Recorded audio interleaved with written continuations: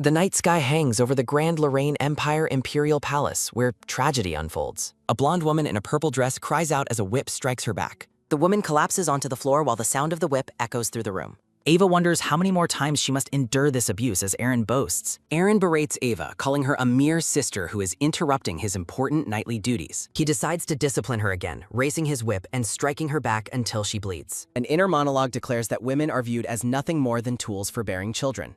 The prince stands triumphantly over the blonde woman as she remains hunched on the floor. Aaron claims she only has value when used by a man, while Marlene watches fearfully. Marlene tearfully apologizes to Lady Ava, feeling responsible for the princess's current suffering and pain. Ava lies in a pool of blood, lamenting her fate despite her status as royalty. She acknowledges her title as a princess of the Lorraine Empire, yet it offers no protection. An oppressive realization settles in. In this world, she is not even treated as a human. A few days earlier, Marlene cautiously carries a candle through the dark corridors of the palace. Inside her quarters, Lady Ava stands quietly at her dresser while a candle flickers nearby. Marlene enters the room, causing the startled blonde woman to turn around in surprise. Ava explains she was washing her dress because Prince Aaron spilled tea on her earlier. With a forced smile, Ava proudly displays the clean green dress to her loyal friend. Noticing Marlene's distress, Ava asks what is bothering her, sensing she is more down than usual. Marlene hesitantly reveals that Prince Aaron has ordered her to keep him company tonight. Ava reacts with absolute disbelief, envisioning a cruel fate awaiting her friend under the prince's authority. Realizing the systemic hatred toward women, Ava comforts a sobbing Marlene in a desperate embrace. Ava watches her childhood friend leave, wishing Marlene could escape the country and find happiness elsewhere. A singular, desperate thought remains. She must find some way to help her friend escape. The scene returns to the palace exterior as the light from the windows remains hauntingly bright. Ava is forced to her knees, scrubbing the floor under the watchful eye of the prince. Aaron lounges in his ornate chair, looking down on the princess as she performs menial labor. He mocks her, pressing his dirty shoe against her back and ordering her to clean it. Aaron forbids her from resting while Ava continues her task, her face hidden in the shadows. The prince demands to know Marlene's whereabouts, threatening to humiliate her if she is late. Ava bravely lies to protect her friend, claiming Marlene has fallen ill and was sent away. Aaron reacts with fury, demanding an explanation for why his commands were not followed immediately. He yells that the maid's health is irrelevant and prepares to strike Ava for her defiance. Aaron whips Ava again, repeating his hateful ideology that women are only tools for men's use. As blood splatters, the prince cruelly wonders who else might be hiding from his twisted desires. He yanks Ava up by her hair, forcing her to look him in his crazed eyes. Aaron taunts her for her purity and calls her a worthless princess as a figure looms. The prince's face distorts as he continues to scream insults, calling her a useless, pathetic creature. A sudden flash of insight strikes Ava as her mind begins to recall another life entirely. The image of a modern city appears, signaling a shift in her memories and her identity. In a past life, she bows to a sexist boss who berates her for overstepping boundaries. The boss continues his verbal assault, demanding absolute obedience while she clenches her fists in silence. He attempts to solicit sexual favors in exchange for work, leaving her feeling trapped and disgusted. Returning home, her brother attacks her, throwing her to the ground with a violent, sudden blow. He screams at her to cook for his friend, calling her a useless creature once again. Her brother slams her head into the floor, fueling her despair over her mistreatment as a woman. She lies broken and bleeding, mentally rejecting her role as a maid or a slave to men. An ambulance carries her away as she realizes she has finally reached her breaking point. She sees the funeral portrait from her past life, confirming her death from exhaustion and abuse. Recalling her past life, Ava resolves to resist her current captor to avoid dying again. Aaron mocks Ava for spacing out and demands her absolute obedience, calling her useless. Ava lies on the floor, reflecting on her long history of enduring abuse without resistance. Reaching her limit, she mentally rejects her past life of submissive and silent suffering. Ava decries the current situation as fundamentally wrong, her internal resolve suddenly hardening. Aaron is momentarily confused by the sudden change in his sister's intense, defiant expression. Ava vows not to lose to her brother as she prepares for his next attack. Amidst the palace's opulence, Ava declares her absolute disagreement with the prince's oppressive views. Aaron reacts with genuine shock, unable to believe his sister is finally standing her ground. Aaron demands an explanation for her defiance as she stares him down with newfound confidence. Ava asserts that women are independent human beings with their own will, not mere tools. Mocking her claim of equality, Aaron prepares to physically assault her to restore his dominance. Aaron threatens to beat the defiance out of her while Ava recalls her past habits. Surprising everyone, Ava skillfully dodges Aaron's strike, causing him to stumble and lose his balance. Aaron falls face down on the floor, humiliated by his own clumsy and failed assault attempt. Ava gazes down at her fallen brother with cold eyes, her spirit finally unbroken and resolute. She reminds Aaron that he owes his existence to women, delivering a sharp moral lecture. Aaron is left speechless and gasping, his arrogance shattered by her sudden and fierce rebuttal. Marlene arrives at the door with Lord Noah, who interrupts the scene with royal authority. Aaron demands to know the visitor's identity, only to be met by a composed commander. Lord Noah Stewart introduces himself and announces that the king has urgently summoned the prince. Aaron recognizes Noah's rank, his earlier rage replaced by the pressure of the king's command. Aaron frantically excuses himself to obey the summons, promising to finish his discipline later. Desperate to please the king, Aaron rushes out of the room alongside the stoic Demamber. Lord Noah leaves an order for the knight to stay behind and assist Lady Ava. The scene shifts as the two men walk down the corridor, leaving the confrontation behind. Once alone, Ava collapses from physical exhaustion, her body finally succumbing to the knight's injuries. Gazing at her trembling hands, she realizes she finally stood up for herself and survived. Marlene rushes into the room, overcome with fear and concern for her severely injured friend. Ava downplays her wounds, but the maid insists on medical care, while a knight sneers. The knight insults the princess's worth, prompting Ava to immediately assert her royal authority. Ava orders the knight to leave the room, effectively silencing his insults with her command. Reaffirming her new path, Ava declares she will never act as a puppet for men. She vows to fight for her freedom, her determination shining through her battered appearance. Days later, Ava performs menial labor as a common maid while walking through the gardens. She notes that Aaron is using heavy laundry duty as petty revenge for her earlier defiance. Ava acknowledges the societal expectation that domestic chores are exclusively women's work within the empire. Despite her royal status, she reflects on the derogatory label of being a worthless princess. Noticing a commotion, Ava watches as a large contingent of knights gathers for training. Lord Noah Stewart commands his knights during their drills, emphasizing that they must not hesitate. Noah displays his overwhelming skill by easily disarming a younger knight in a practice duel. The practice sword flies through the air as the young knight fails to match Noah's power. The surrounding knights cheer enthusiastically for their commander's peerless martial prowess and impressive combat skills. Subordinates express deep admiration for Noah's strength, noting that he is far too strong. Noah smiles at the praise, his confidence reflecting the military-focused values of the Lorraine Empire. The history of the Lorraine Empire confirms that physical strength is the highest form of respect. Ava realizes that earning merit on the battlefield is her only chance for true social acknowledgement. Recalling her past life kendo training, she wonders if those skills can help her succeed. Ava decides she will negotiate with her father to be sent to the front lines. Simon pleads with the emperor to show mercy to the empress, who is still suffering. The emperor cruelly rejects the request, vowing to inflict more pain on the injured empress. Ava approaches the emperor and Simon in the grand hall, stating she has something to discuss. The emperor stares at Ava with cold eyes, ordering her to step back as he's not in the mood.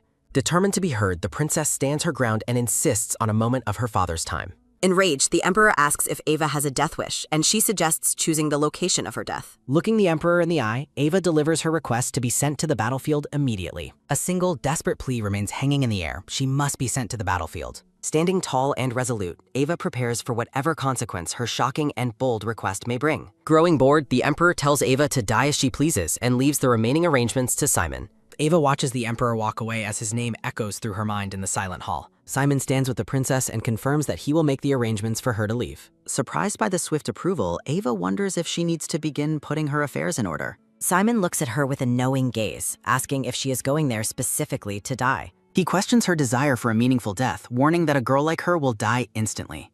Leaving Ava alone, Simon walks away down the long corridor after delivering his grim and final warning. Ava acknowledges that Simon is the imperial chancellor and the right-hand man to her cold-hearted father. She looks down at her hands, vowing that she will not allow herself to die meaningfully. Ava recalls her past life where her blonde brother aggressively demanded she withdraw from the national finals. The memory of her brother's verbal assault surfaces, highlighting the fear she used to feel toward him. He screams at her to use any excuse to drop out so she doesn't embarrass him further. Recalling how she gave in back then, she reflects on her kendo skills and her current determination. Ava watches the blurry figures of knights training, recognizing the physical strength required for her survival. Returning to the present, Ava's expression hardens as she focuses on the difficult task ahead of her. In a private office, Noah Stewart and Jaden sit at a table covered in massive stacks of paperwork. Noah apologizes to Jaden for burdening him with extra work while they both struggle to finish their duties. Jaden looks up from the documents, his face showing the visible exhaustion from their endless administrative tasks. Jaden suggests that Noah take a break, but Noah insists that the economy would stall if he rested. Standing amidst fallen papers, Jaden asks why an ordinary knight and aide like Noah carries such a burden. Looking away, Noah states his absolute resolve to fulfill any duty commanded by his lord without question. Jaden complains that Noah is overworked while Aaron spends his time bullying his sister and chasing women. Jaden crosses his arms as Noah warns him not to speak so carelessly about their superiors and roles. Ava bursts into the room, shouting Noah's name and announcing that she has an urgent request. Startled by her sudden and loud entrance, Noah looks at the princess and shouts her name in surprise. Jaden wonders about the sudden interruption and quickly decides to head back to his post to give privacy. Standing before the commander, Ava looks Noah in the eyes and asks him to teach her swordsmanship. A flowery atmosphere surrounds them during the awkward silence that follows Ava's bold and unexpected request. Noah looks down and politely declines her request, apologizing for being unable to fulfill the princess's wish. Shocked by the flat refusal, Ava yells in frustration as Noah turns his back to resume his work. With a comical, desperate expression, Ava pleads for him to at least hear the rest of her argument. Noah returns to his desk in silence, leaving Ava feeling that she is getting absolutely nowhere with him. Hovering over the desk, Ava asks why he has a serious face while looking at the piles of paper. Noah explains that he is looking at a harvest report for the crops, which appears to be failing. Looking closely at the document, Ava notices that a cold snap has ruined the Empire's grape harvest. Ava casually suggests that the ruined grapes could still be used to create wine instead of being wasted. Noah pauses his work and looks at the princess, stunned by her sudden and practical agricultural insight. He addresses her as Lady Ava, his expression reflecting a growing surprise at her unexpected and sharp suggestion. Realizing she just displayed knowledge beyond her station, Ava covers her mouth in shock after her accidental outburst. The scene focuses on the princess's dress as the conversation about the ruined crop reaches a pause. Noah questions the idea of using grapes that were frozen by a sudden cold snap to make wine. Ava enthusiastically explains the process of pressing the frozen grapes to extract a concentrated, high-quality juice for wine. Ava wonders if Noah listened to her opinion, noting that ice wine was a common past-life method. Thoughts about potentially turning frozen, ruined grapes into wine to mitigate the Empire's loss. Ava beams with joyful anticipation, clasping her hands together in a hopeful and bright gesture. The commander gazes at her with a quiet, analytical expression, seemingly considering her unexpected suggestion. Noah ponders her immediate insight before asking if she still truly desires to learn swordsmanship. He promises to teach her if she completes the daunting stacks of paperwork first. Ava stares in utter disbelief at the massive, overwhelming piles of documents sitting on the desk.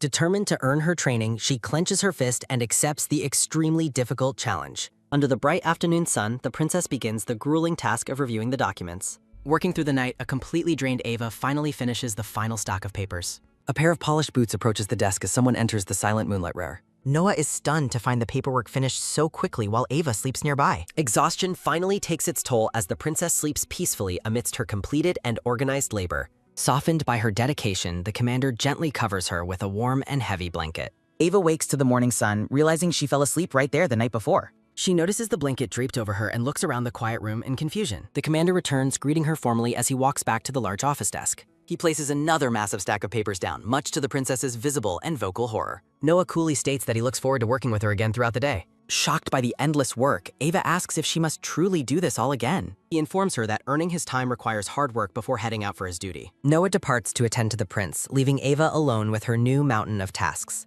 Despair sets in as she wonders if she can prepare for the battlefield in time. A stray paper flutters toward her as she sits alone in the vast and quiet library. She discovers a shocking invoice for her brother's excessive spending on luxury goods and gambling. Fueled by new motivation, Ava diligently works through the day as the sun shifts overhead. Sweat beads on her brow as she pushes through the intense mental strain of the work. With a final surge of energy, she successfully completes the second massive batch of official documents. Ava reflects on her brother's wastefulness, noting his spending could fund 500 Imperial soldiers. Gazing out the window, she wonders if their father is aware of the prince's corruption. The commander returns to the office, finding the princess waiting for him once again. He reviews the meticulous work she completed, his face remaining unreadable as she watches him. A sudden movement shifts the air as the commander prepares to address the hardworking princess. Noah admits the documents she finished in a day normally take him an entire week. He explains he was testing her competence and seriousness, which she now fully understands. Formally acknowledging her success, Noah confirms that he now sees her absolute resolve and dedication.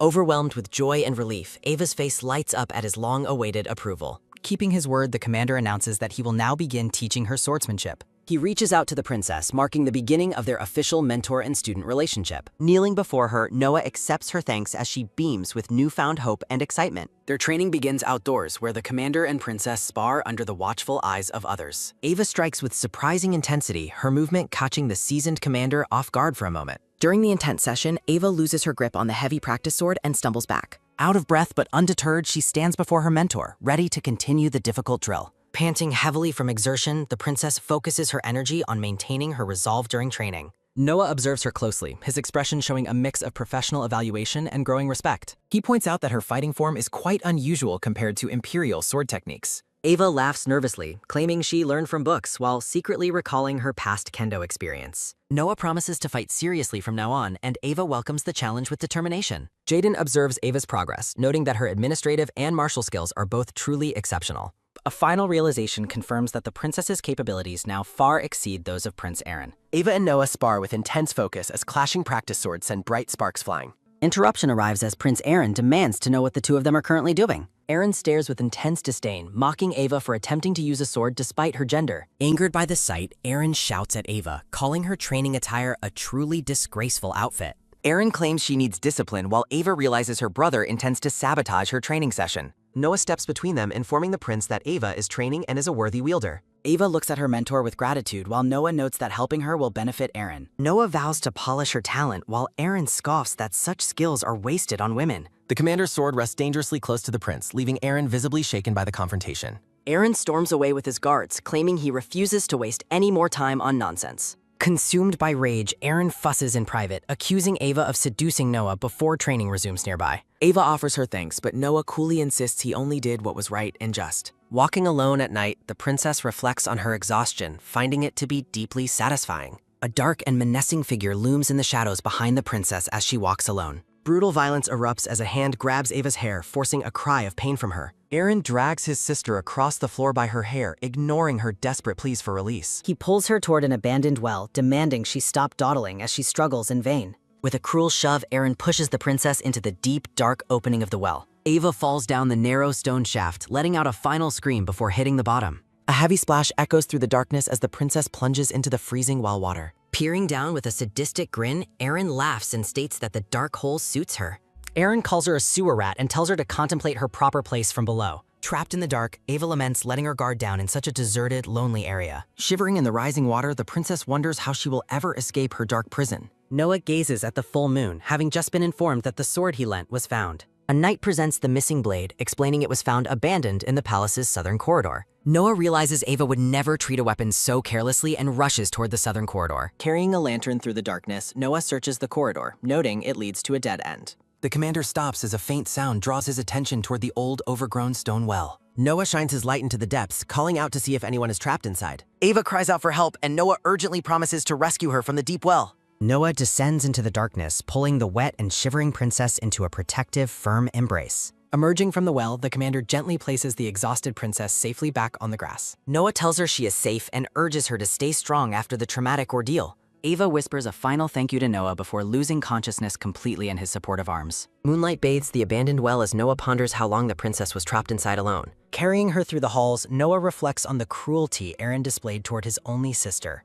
A moment of deep concern follows as Noah questions if Aaron is truly fit to rule. Morning arrives at the training grounds where the knights continue their loud and rigorous daily drills. Ava practices her sword swings, recalling waking up in her room after her rescue and collapse. A maid named Marlene brings breakfast as Ava learns that Noah personally carried her to safety. A knight approaches Ava, noting her unique style and challenging her to an immediate practice match. The knight strikes with overwhelming force, knocking the princess back as she gasps in sudden pain. He mocks her efforts, suggesting that a girl playing knight has no place on the field. He demands to show her what real swordsmanship is while she struggles to block his aggressive attack. With a final blow, the knight disarms Ava, leaving her defenseless on the ground without her sword. Noah interrupts the scene, asking Ava to help him sort documents as she stands back up. The arrogant knight continues his insults, claiming a woman could never hope to defeat a man. The surrounding soldiers laugh at Ava, agreeing that she is worthless despite her royal status and effort. Ava reflects on her lack of skill, fearing she will only be a burden on the battlefield.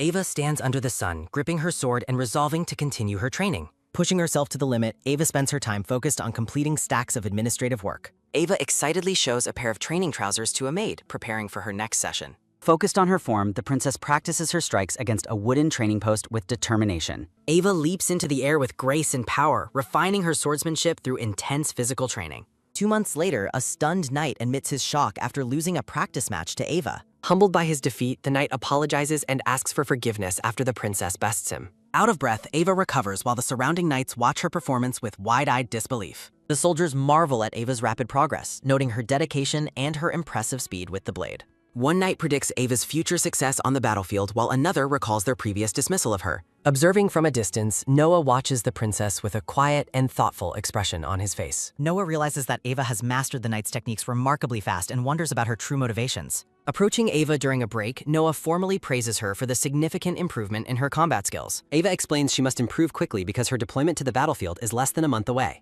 Noah pauses, his gaze softening as he prepares to ask the princess a deeply personal question. He asks the princess directly why she requested to be sent to such a dangerous frontline. Noah mentions that Chancellor Simon believed she was seeking a way to end her own life there. Surprised by the suggestion, Ava firmly clarifies that she has no intention of dying on the battlefield. Noah asks if she intends to flee, but Ava declares the Lorraine Empire is her beloved homeland. Ava's hand clenches tightly against her leg, reflecting the internal intensity of her convictions and goals. Noah looks deeply into Ava's eyes, searching for the truth behind her words and her unwavering gaze. Noah envisions a future where Ava becomes the Empress, a thought he had never previously considered possible. He explains that no law prevents a woman from ruling, though no one ever imagined such change. Fueled by a new vision, Ava declares her desire to create a nation where equality truly exists. Memories of her brother's hypocritical words about serving the people flash through the princess's mind. Noah reflects on Ava's endurance through past suffering, realizing she never lost sight of what mattered most. The commander stands silently, watching as the princess walks away with a newfound sense of purpose. Polished boots click against the stone floor as Noah approaches the prince's quarters with a request. Prince Aaron greets Noah casually as the commander enters the room to address his master formally. Noah informs Lord Aaron that he has a specific request to make regarding his future duties. Aaron reacts with absolute shock, dropping his mirror as Noah makes a request that challenges his authority. Stomping down the hallway in a fit of rage, Aaron heads toward his sister to confront her. Aaron bursts through the library doors, shouting Ava's name to interrupt her quiet moment of reading. Enraged that Noah prefers to serve Ava, Aaron challenges her to a duel for Noah's future service. Refusing to lose his aid, Aaron plans to use the duel to permanently incapacitate the princess. Aaron smugly believes that winning the duel will force Noah to respect his authority as prince again. Ignoring Noah's attempts to intervene, the prince storms off to prepare for the upcoming forced confrontation. Aaron stands defiantly with his arms crossed while Noah looks at Ava with a mixture of concern. Ava clarifies the stakes, confirming that Aaron must release Noah if she manages to win the duel. Aaron mockingly accepts the terms, and Ava formally agrees to the duel with a composed, regal bow. Noah tries to speak to Ava, but Aaron harshly commands his aide to follow him immediately.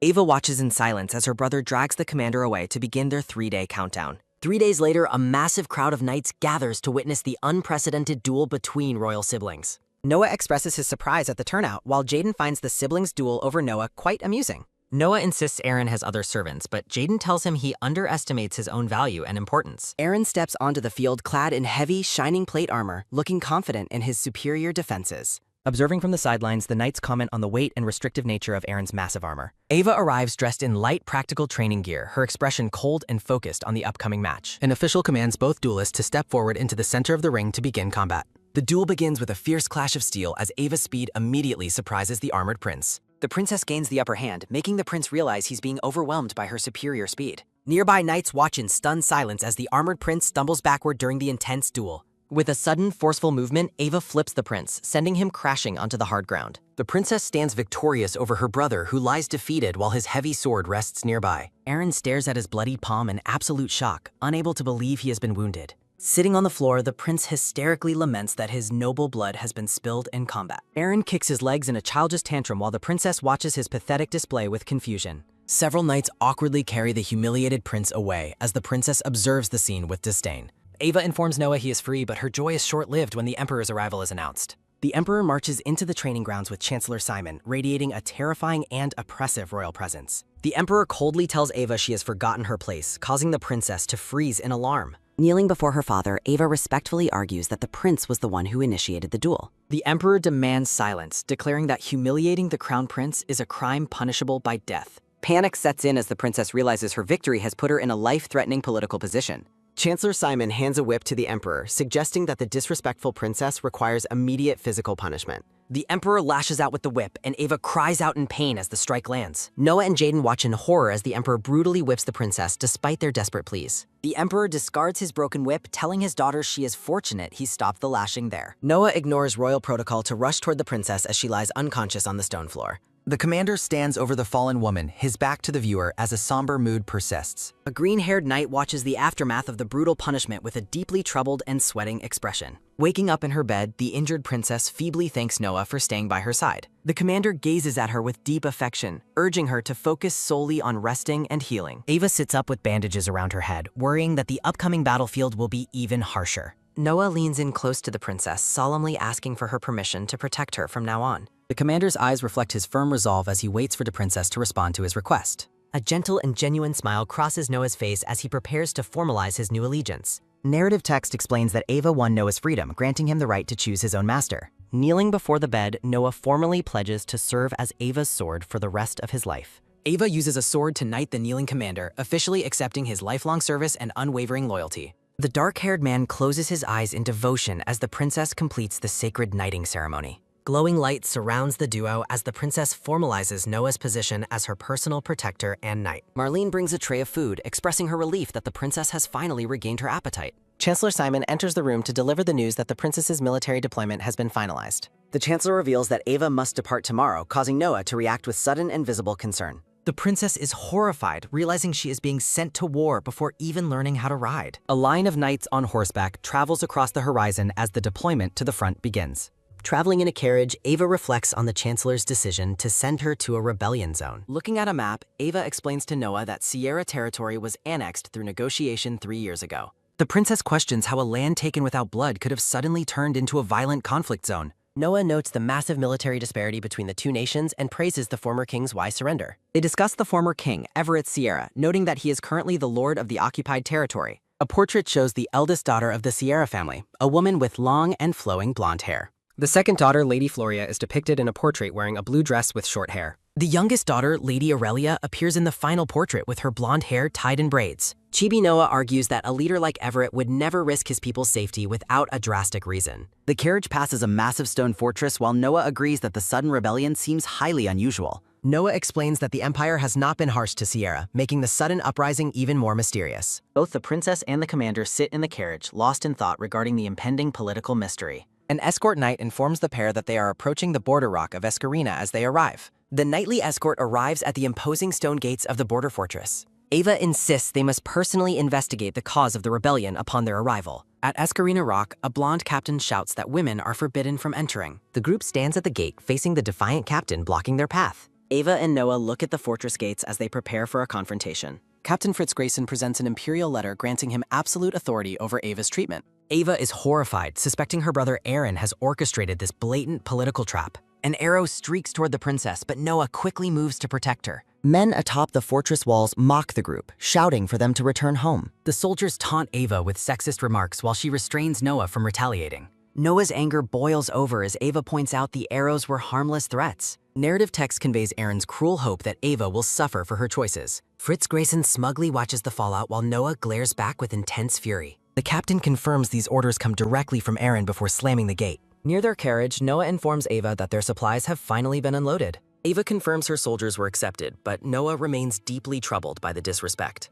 Noah questions why a princess must endure such blatant disdain because of her gender. Ava claims she's accustomed to the treatment, but Noah finds the situation entirely unacceptable. With a determined gaze, Ava declares that their current circumstances are fundamentally different. The princess turns her attention toward the landscape as she contemplates her next move. Noah pledges his support as Ava dismisses the fortress as a waste of time. Noah agrees that avoiding internal conflict is necessary given the proximity of the enemy. Ava reveals her plan to move freely once the rest of the unit enters. Noah is taken aback by her bold suggestion to operate independently near the front. Ava excitedly proposes infiltrating Sierra territory in secret to investigate the mysterious uprising. Noah strongly objects, warning that entering enemy territory is far too dangerous for her. A frantic Noah reminds the princess that her previous injuries are not yet healed. Ava insists she is fine and emphasizes the necessity of uncovering the conflict's cause. Ava suggests they pose as a married couple to avoid suspicion during their infiltration. Though Noah finds the idea improper, he acknowledges it facilitates a discreet, low-profile investigation. Noah formally accepts the role of her husband as they prepare their undercover mission. A large crowd of travelers gathers before the gates of a bustling border town. Disguised in simple cloaks, the duo blends into the queue of commoners waiting entry. A passing traveler accidentally bumps into the princess as they navigate the dense crowd. Noah pulls Ava close to protect her, causing the princess to blush in surprise. The commander gazes at his master with genuine tenderness during their brief, intimate moment. A guard inspects their pass and mockingly comments on their status as sweet newlyweds. The guard waves them through, wishing the undercover pair a pleasant trip into town. Ava is amazed at how easily they bypass security using their clever marital ruse. Noah praises Ava's flawless acting, while she deflects credit back to his supportive performance. The pair walks through the streets, successfully having entered the heart of Sierra territory. Narrative text marks their arrival in Sierra, a land seemingly full of vibrant activity. Bright flags and festive decorations adorn the buildings of the lively, peaceful-looking town. Ava is captivated by the town's charm as Noah follows closely behind his princess. They explore the market stalls together, searching for clues amidst the daily merchant trade. A vendor offers earrings to Noah, suggesting they would look lovely on his wife. Noah holds a jewel against Ava's ear, telling her it suits her beauty perfectly. The commander examines the jewelry while the vendor watches the seemingly happy couple. Ava notes that their undercover act has allowed them to gather information quite smoothly. Exhausted from the travel and intrigue, the princess finally takes a moment to rest. Noah advises Ava to wait for a moment while he confirms the area is safe. Ava privately notes that Noah played his undercover role as a husband exceptionally well. The bustling market remains vibrant as commoners go about their daily business and conversations. Handing her a steaming cup, Noah receives a polite thank you from the princess. Ava stares into the mug with a look of genuine surprise and sudden recognition. Noah explains the drink is a Sierra specialty, while Ava finds the taste oddly familiar. Ava nostalgically recalls drinking this frequently in her previous life when she felt exhausted. The dark-haired commander expresses his sincere happiness that the princess enjoys the local beverage. Ava feels completely revitalized by the drink and offers Noah her most heartfelt thanks. Setting the mug aside, the princess decides it is time to return to their mission. A small reddish-brown pouch falls onto the stone-paved ground with a soft sound. Pointing toward a nearby street, Ava suggests they explore the local food district together. Ava's attention is suddenly piqued by a nearby girl speaking with a distinctive Lorraine accent. A blonde girl with braids realizes her wallet is missing and searches her person frantically. Holding the dropped pouch, Ava approaches the girl and claims the item as her own. Ava thanks the younger girl for picking up the wallet, continuing her helpful stranger act. The braided girl walks away as the princess watches her with a suspicious, knowing gaze. Senses heightened, Ava realizes there is something vital about the girl she must investigate further. Returning to the pair, the blonde girl asks if the wallet truly belonged to Ava. Ava enthusiastically offers to treat the girl to a meal as thanks for the assistance. The blonde girl reacts with visible shock, mentioning they were already heading toward lunch. The girl initially rejects the invitation, expressing deep reluctance to eat with people from Lorraine. Pointing at Noah, the girl highlights his large sword as proof of their foreign origin. She further argues that Ava's dated wallet style would never be seen used in Sierra. The girl proudly displays her chatelaine bag, explaining it is the standard trend for Sierra. Seizing the opportunity, Ava drags the girl along to hear more about the latest trends. Noah watches them walk away, his eyes narrowing as he recognizes the girl's royal identity. The scene shifts to a man in a red cap walking through the town streets. Inside a tavern, the blonde girl praises the delicious quality of the local fruit wine. A heavy silence falls over the table as the girl stares down at the wooden surface. Ava watches the girl drink while maintaining a calm and pleasant demeanor during their meal. Narrative text identifies the braided girl as Amelia Sierra, the former third princess of Sierra. Ava admits she recognized Amelia from the portrait included in Chancellor Simon's detailed dossier. Thinking Amelia is mature enough for honesty, Ava resolves to show the girl her sincerity. The blonde princess formally introduces herself by her true name, Ava Lorraine, to the girl. Amelia gasps in total disbelief as the princess's true status is finally revealed to her. Slamming the table, Amelia stands up and accuses the pair of trying to capture her. Amelia claims she saw through Ava's wallet trick from the beginning and questions their motives. The girl confesses she was only trying to imitate her sister's behavior to remain inconspicuous. Amelia explains that her sister was previously captured by the Lorraine Empire, fueling her distrust. Ava asks which sister was taken, and Amelia reveals it was Aurelia in a shocked tone. Ava is taken aback to learn that the eldest Sierra sister has been taken prisoner. Amelia is outraged that a princess of Lorraine remains ignorant of such a major event. A background of sunflowers highlights Ava's beauty as she processes the revelation about the sisters. Ava questions why Amelia would choose to imitate Aurelia specifically in this tense situation. The doors kicked open with a loud bang, causing Noah to turn toward the entrance. A bearded man in red royal attire demands to know what they are doing with Amelia. Overjoyed and relieved, Amelia calls out to her father as he enters the tavern room. Lord Everett Sierra rushes to his daughter's side, relieved to find her safe and unharmed. Everett Sierra recognizes Noah Stewart of the Royal Guard, making the confrontation even more political. Everett stares at the princess with a look of sudden, grim realization about her true identity. Everett identifies Ava Lorraine as the daughter of the hated Emperor Andre, declaring her father's crimes unforgivable as he draws his sword. Pointing his blade directly at the princess, Everett threatens to take her life as restitution for her father's actions. While Everett seeks a private word with Amelia, he swears upon his honor that he will not harm Ava for the time being. Amelia looks on with concern while Everett remains deeply conflicted and grim while reflecting on his painful past. Everett recounts a betrayal that cost him everything, vowing never to trust again before reasserting his intent to kill Ava. Noah swiftly draws his sword to intercept Everett's strike, sparks flying as their heavy blades clash in the small room. Everett recognizes Noah Stewart as a former guard of the Crown Prince, but Noah refuses to step aside while Ava tries to de-escalate. Stepping past her protector, Ava approaches the sharp blade with a calm and fearless expression that leaves Noah visibly stunned. Ava invites Everett to strike her down if he truly wishes, acknowledging that he may have every right to seek justice. With a shout of conviction, the princess demands to know the full truth of the grievance held against her family. Despite Noah's frantic warnings, Ava insists that Everett explain the specific reasons behind his deep hatred for the Lorraine Empire.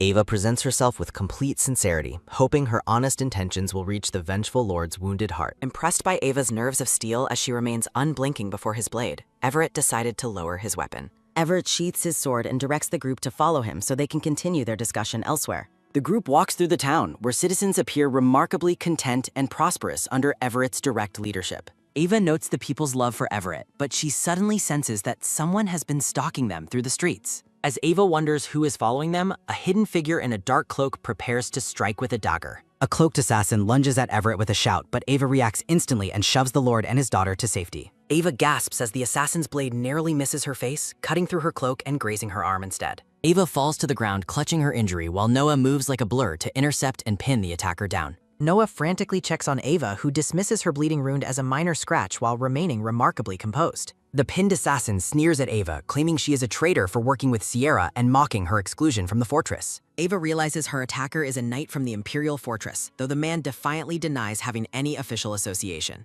The captured knight spits insults at Ava, calling her a worthless princess who has no business interfering in military affairs. The man becomes increasingly unhinged, hurling vile sexist slurs at Ava for what he perceives as switching sides. Everett's rage boils over as he looms over the prisoner with a terrifying aura, silencing the knight's hateful insults. Surprisingly, Ava intercedes on the prisoner's behalf, asking Lord Everett to forgive the knight's blatant misconduct despite the attack. Ava looks down with a heavy heart, preparing to make a plea for mercy that shocks everyone present. Ava begs Everett to spare the knight's life, demonstrating a level of selflessness that catches her enemies off guard.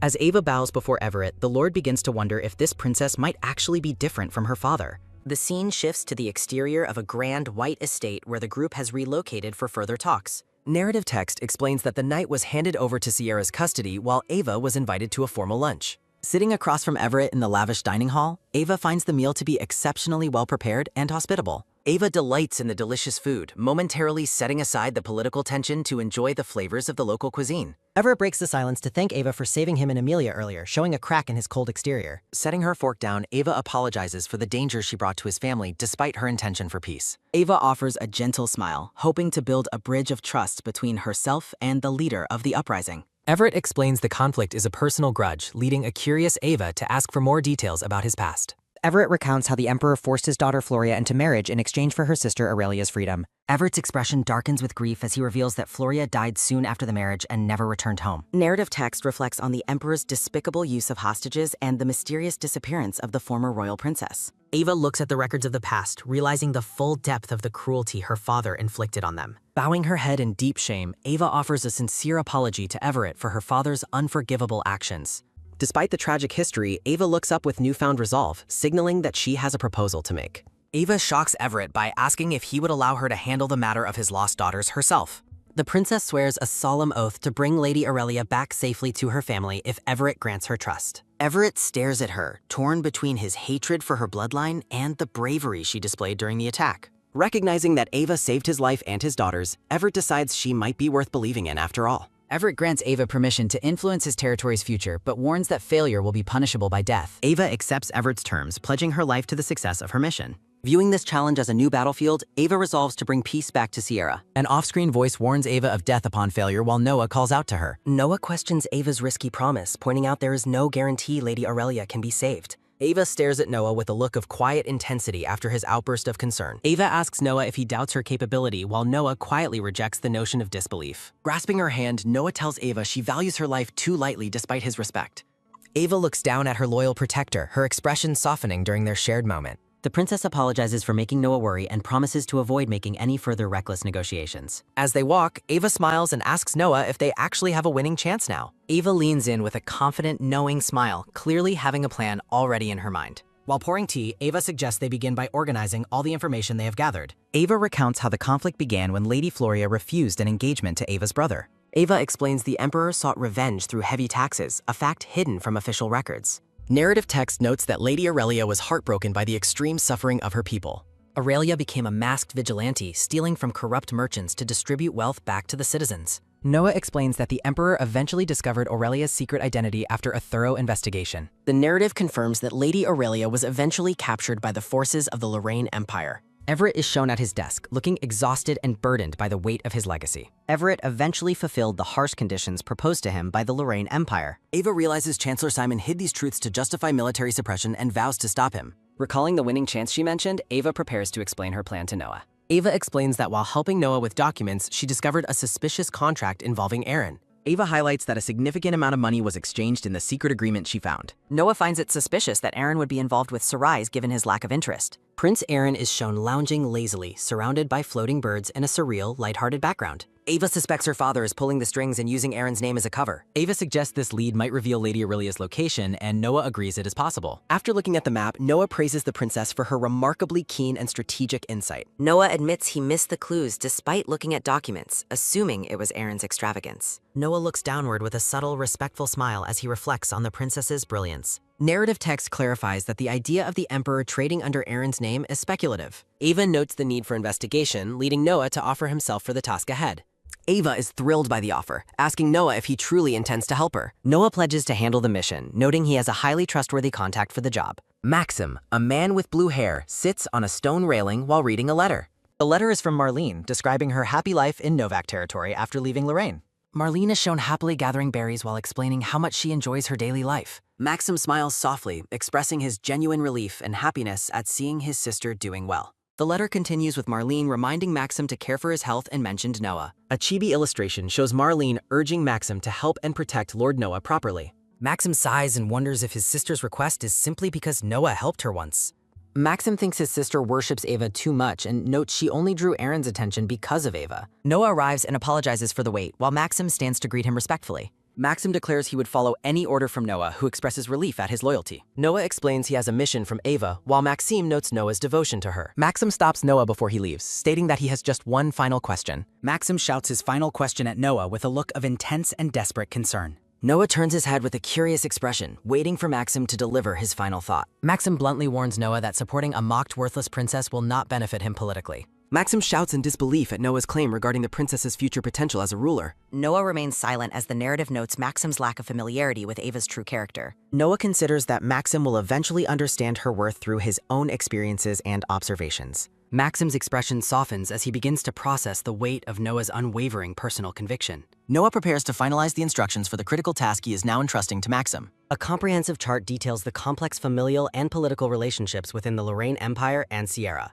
The scene shifts to the bright and orderly gardens surrounding a majestic white-pillared estate in Sierra. Maxim reflects on Noah's bold assertion that Ava is the rightful person to lead the empire. Maxim initially dismisses the idea of the princess becoming a ruler as a complete and total impossibility. He recalls Ava risking her life for Marlene, finally acknowledging the depth of Noah's absolute loyalty. Noah explains he cannot leave Ava's side, officially entrusting the mission to the capable and trusted Maxim. Maxim sprints toward his objective, determined to prove himself worthy of the Count's high expectations. Narrative text questions whether Ava's qualifications for the throne are even the primary issue at hand. Inspired by Amelia's stories, the group considers exploring the local commerce and markets within Sierra territory. Ava enthusiastically requests a shopping trip, while poor Amelia is shown suffering through her grueling studies. Ava justifies the outing as an educational opportunity to observe the daily lives of the local citizens. Arriving at the market, Ava is overwhelmed by the sheer variety of goods available for purchase. Noah observes the princess closely, remaining vigilant as she explores the bustling and crowded streets. Ava continues to marvel at the vibrant local trade while Noah follows a few steps behind. Noah's expression remains stoic and focused as he monitors their surroundings during the casual market outing. Ava enters a state of deep reflection while walking through the busy heart of the trade district. The narrative reflects on the difficult balance required for effective leadership as the pair walks together. Noticing an interesting storefront, Ava decides to investigate the next shop they come across on the street. They enter a refined establishment that appears to specialize in a wide variety of local liquors. Ava examines the shelves, delighted to discover a selection of fruit wines on display for customers. She picks up a bottle to inspect the label, intrigued by the high quality of the product. Noah points out that the wine originates from the Novak region within the kingdom of Sarais. Ava fondly remembers her friend Marlene and wonders how she has been faring since their last meeting. A shopkeeper recommends the exceptional quality of this year's fresh grape harvest to the curious visitors. The shopkeeper is revealed to be Marlene herself, who is shocked to see her former mistress. Overjoyed by the unexpected reunion, the two women shout in surprise and share a warm embrace. Ava enjoys a cup of tea as they settle in to discuss their recent life experiences. Marlene expresses her total amazement at meeting Ava in such a remote location under these circumstances. A map reveals Novak's location as Marlene explains her role in supporting her husband's trading business. Noah joins them at the table, quietly listening as the two women catch up on their lives. Marlene speaks about her happiness and the freedom she enjoys while traveling for their wine business. A vision of Marlene and her husband traveling together highlights the peaceful life she now leads. Marlene credits her current happiness to Ava's past bravery in saving her from the Emperor's reach. Staring at Ava with deep admiration, Marlene considers their chance meeting to be a stroke of fate. Noah remains a silent but attentive observer during the heartfelt conversation between the two long-lost friends. Marlene expresses a deep desire to repay her debt, though Ava is simply happy she is well. Ava leans forward to ask Marlene a serious question regarding her life in the Novak territory. A sudden, frantic shout interrupts their peaceful tea time as someone bursts through the shop door. Marlene's husband rushes into the room, clearly panicked by rumors of his wife being abducted today. Mistaking Noah for an imperial threat, the man draws his sword and demands the group back off. The man's fear of Prince Aaron's influence drives his desperate attempt to protect his beloved wife. He vows to fight to the death while Marlene frantically tries to stop the violent misunderstanding. After order is restored, Marlene offers a profound apology to Ava for her husband's reckless behavior. Marlene introduces the man as Count Albert Novak and pleads for forgiveness for his defensive outburst. Albert is stunned and humbled to realize he is in the presence of Marlene's great benefactor. Albert is overcome with absolute regret as he realizes the magnitude of his earlier mistake. Prostrating himself on the floor, Albert begs for forgiveness and offers his deepest, most sincere apologies. Ava warmly tells Albert to rise, expressing relief that Marlene has found such a devoted husband. Despite her kindness, Albert remains bowed, desperately insisting on a chance to atone for his rudeness. Marlene looks on as Albert continues his plea, promising to do absolutely anything to help them.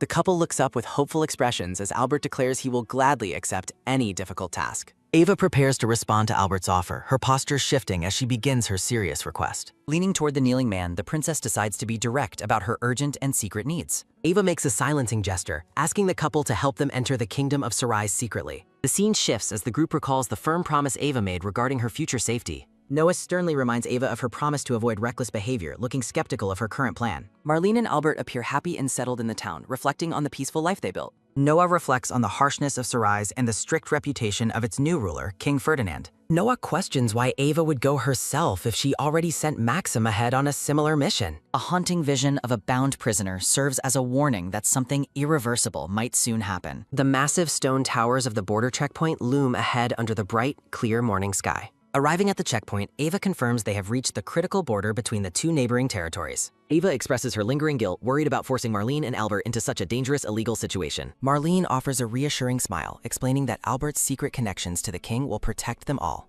Albert adds that taking this risk is his way of serving his punishment for earlier disrespecting her. Pointing toward the massive gate, Albert declares that Novak territory lies directly on the other side. Albert details their cover story, suggesting Ava and Noah pose as honeymooning relatives with stolen travel IDs. Ava is gripped by fear, realizing that failure could result in the arrest and punishment of everyone. Sensing her intense distress, Noah pulls Ava into a firm, protective embrace to steady her mounting nerves. Ava looks up in startled silence, clearly affected by Noah's sudden and unexpected show of physical comfort. Noah blushes and looks away, admitting that acting out their fake marriage ruse is quite a challenge. Covering his face with his hand, Noah remains visibly flustered by their proximity and the fake honeymoon. Albert approaches the guard to begin their infiltration while Marlene stands ready to support the risky deception. Waiting nearby, Ava becomes increasingly anxious as the border processing takes much longer than she originally anticipated. A mysterious cloaked figure silently approaches the distracted princess from behind as she stands alone in town. The stranger holds a blade to Ava's throat, demanding to know her purpose for being in Sarai. A flash of long green hair is revealed as the cloaked man speaks to the frightened princess. The man lowers his hood with a smirk while Noah rushes forward to protect Ava from the threat. Noah identifies the green-haired man as Ferdinand, the king of Sarai, having recognized him from a portrait. Looking upward with a concerned expression, Ava wonders why the king would be present at this checkpoint. Ferdinand greets Albert casually before teasing him about the beautiful woman he assumes is his secret mistress. Albert frantically denies the accusation while Ferdinand maintains a skeptical, knowing look during their tense public encounter. Ferdinand states that despite knowing Albert, he cannot allow anyone without proper identification to cross the border. Noah drops to one knee, offering a formal apology to the king for their lack of proper respect. Ferdinand stares down at the kneeling count with a sharp, calculating gaze that betrays no immediate emotion. The king eventually agrees to overlook their offense, though he makes it clear his mercy has conditions. Ferdinand declares that in exchange for passage, Noah and Ava must agree to follow his direct royal orders. Leading them into a modest room, Ferdinand apologizes for the shabby state of the local border garrison. Ferdinand reveals he already knows her true identity, addressing her formally as the imperial princess Ava Lorraine. He then turns his attention to Noah, correctly identifying him as Count Noah Stewart to their complete surprise. The king notes that they did eventually realize he had seen through their weak disguises and fake names. Ferdinand lifts Ava's chin, asking why she bothered to hide if she truly wanted to keep her identity. Laughing nervously, Ava tries to regain her composure and asks the king what task he requires of them. Ferdinand's expression hardens into one of grim determination as he begins to explain the serious problem at hand. Ferdinand explains that illegal cargo involving human trafficking was recently smuggled into Sarai from the Lorraine Empire. Ava and Noah exchange a concerned glance as the king continues his explanation. Ferdinand describes how investigators found murdered knights and a missing carriage, yet the Lorraine Empire refuses to respond to their inquiries regarding the smuggling. Ferdinand expresses his utter outrage, declaring that Lorraine has completely betrayed their alliance through these illegal actions and lack of cooperation. Ava looks away in deep distress as the political tension between the two nations reaches a boiling point. Ferdinand presents a scroll ordering Ava to deliver a formal declaration to Emperor Andres stating that Sarai is officially severing all diplomatic ties. The princess stands frozen in shock, realizing the gravity of the message she is being forced to carry home. Ava internally panics, knowing her father's volatile nature and that he will never accept such a sudden insult without a violent response. The terrifying realization sets in that this diplomatic break will inevitably lead to a devastating war between the two nations. Ferdinand turns to leave, dismissively telling the pair to take the declaration and depart now that they understand the situation. As Ferdinand walks away, Ava remains rooted to the spot, her mind racing for a way to prevent the coming conflict. Desperate to stop the war, Ava asks for a chance to personally investigate the illegal cargo before the alliance is destroyed. Ferdinand stops and turns back toward her, his expression turning to one of pure shock at her bold interjection. Ava stares back with absolute determination, confirming her intent to take matters into her own hands. She reasons that since the cargo originated in Lorraine and has no legal transfer record, it technically still belongs to her empire. The princess remains resolute, her gaze fixed on the king as she prepares her next logical argument. Ava declares that she will take full responsibility as a princess of Lorraine to retrieve the missing items and resolve the crisis. Standing tall, she repeats her promise to handle the investigation herself while Ferdinand watches her with growing interest and curiosity. Ava points out that Ferdinand is solely blaming Lorraine for the incident, which ignores a critical part of the smuggling operation. Ferdinand realizes she is right, acknowledging that a high-ranking duke from Sarai was likely the recipient of the illegal shipment. Ferdinand is impressed by her reasoning, noting that unlike her father, she uses intellect rather than violence to solve complex political problems. Ava admits she lacks solid proof of the recipient's identity, but remains confident in her ability to find the truth. Noah watches Ava closely, his expression a mix of admiration and concern for the dangerous path she is choosing. In the background, a blue-haired official examines documents, highlighting the ongoing official investigation into the matter. Noah looks slightly overwhelmed by the sudden shift in their mission and the high stakes involved in infiltrating the nobility. Ferdinand is amused by her boldness, laughing as he considers her plan to personally investigate his own high-ranking nobles. Ferdinand internally admits he doesn't fear war and actually wants to use this incident to dethrone Lorraine's current tyrannical ruler. Ferdinand grants her permission to act, revealing his suspicion that Duke Wilson is the recipient, though the man's prestige makes him untouchable. The king reaches out a hand, formally entrusting the difficult task of investigating the powerful Duke Wilson to Princess Ava. Ava develops a plan to use a formal diplomatic visit as her cover to infiltrate the Duke's estate and locate the cargo. She asks Ferdinand if he can provide a dress suitable for a formal appearance, surprising him with the practical request. Ferdinand agrees with a smirk, finding the idea of dressing her for the infiltration to be an entertaining turn of events. The scene shifts to the Novak estate, where someone marvels at the beauty of the grand and refined building. Ava prepares for her mission, praising Ferdinand's surprisingly elegant taste as a maid helps her with a new wardrobe. Noah stands in the hallway dressed in a magnificent blue dress uniform, looking incredibly flustered and handsome. While Ferdinand relaxes on a sofa, Noah begins to doubt whether relying on such an unpredictable king was truly the right choice. Noah finds himself in a foul mood, annoyed by the thought of Ava wearing a dress that was handpicked by Ferdinand. He becomes increasingly irritated as he recalls how casually Ferdinand addresses the princess by her first name without any formal titles. Approaching the lounging king, Noah offers a strained thanks for the clothes, but quickly shifts to a more pressing question. Noah asks if it is truly safe for the king to be away from his palace, though Ferdinand dismisses the concern entirely. Ferdinand admits he simply wanted to be the first person to see Ava wearing the specific dress he chose for her. Noah hides around a corner in a state of total panic, questioning his own strange and intense emotional reaction to the situation. Hearing her voice call his name, Noah looks up with a startled expression, his face flushed with heat. Ava appears in a stunning yellow gown, immediately noticing Noah's red face and asking if he is feeling unwell or has a fever. Noah is paralyzed with embarrassment as Ava leans in close, suggesting that he might need to go rest in a room. Completely overwhelmed by her beauty and proximity, Noah lets out a confused sound while the princess continues to worry about him. Ferdinand enters the room and praises the look, noting with satisfaction that the dress he picked suits the princess perfectly. Ferdinand takes her hand with a charm that clearly irritates Noah, who watches the interaction from behind with a dark expression. Leaning in close to adjust her jewelry, Ferdinand teases that even the necklace is jealous of her beauty and is clinging too tightly. Ava blushes deeply at the king's flirtatious comment, her eyes wide as she reacts to his unexpected and bold flattery. Noah looks away in deep frustration, sweating as he questions his own ability to protect her while struggling with his feelings. The grand and opulent exterior of Duke Wilson's residence stands tall behind golden gates. Dressed in elegant formal wear, Princess Ava Lorraine formally introduces herself to their new host. Nicholas, the head of the Wilson household, enthusiastically welcomes the princess into his grand estate. Ava mentions she has heard of the Duke through her father while wearing intricate jewelry. While Nicholas offers his hospitality, Ava expresses her hope for a pleasant stay during the investigation. The Duke compliments Ava's necklace, though his physical closeness begins to make the princess uncomfortable. Nicholas reaches out to touch her jewelry, curiously asking if the piece originated from Cerise. Ava is visibly shaken and repulsed as the Duke's hand lingers far too close to her. Frazzled, Ava excuses herself to her room while Noah watches the encounter with simmering rage. Nicholas apologizes for his lack of manners and promises to have a servant escort her. Ava maintains a polite facade, thanking the Duke for his kindness as she prepares to leave. Nicholas leans in to whisper a creepy request for Ava to attend tonight's banquet alone. A guard stands watch in the hallway of the Duke's heavily fortified and luxurious mansion. In private, Ava notes the Duke's cunning and the suspicious amount of security at the estate. Worrying about Noah's health, Ava offers to postpone their infiltration if he is still unwell. As the clock strikes the hour, Ava prepares to distract the Duke at the banquet. Noah expresses deep concern, urging the princess not to overexert herself while he searches for evidence. As Ava begins to walk away, Noah calls out to her with an urgent tone. The princess stops and turns back, looking at her knight with a questioning expression. Noah looks away, his face etched with a mixture of professional duty and personal anxiety. Grabbing her arm, Noah desperately begs the princess to reconsider going to the banquet alone. The knight remains rooted to the spot, holding her hand while pleading for her safety.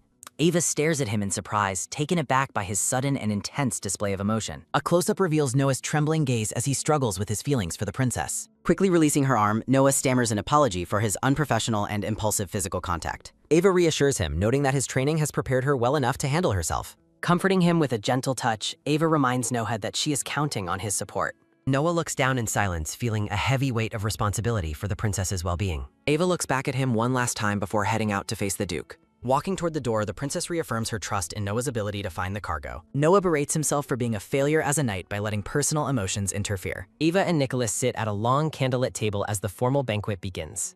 The Duke stares intently at Ava, his gaze lingering in a way that feels predatory. When Nicholas asks about the meal, Ava politely replies that the soup is very delicious. Nicholas harbors sadistic thoughts about hurting the princess and watching her blood stain her skin. The Duke's internal monologue turns darker as he imagines making the royal woman beg him. Nicholas licks his lips while thinking that watching a beautiful princess submit would be glorious.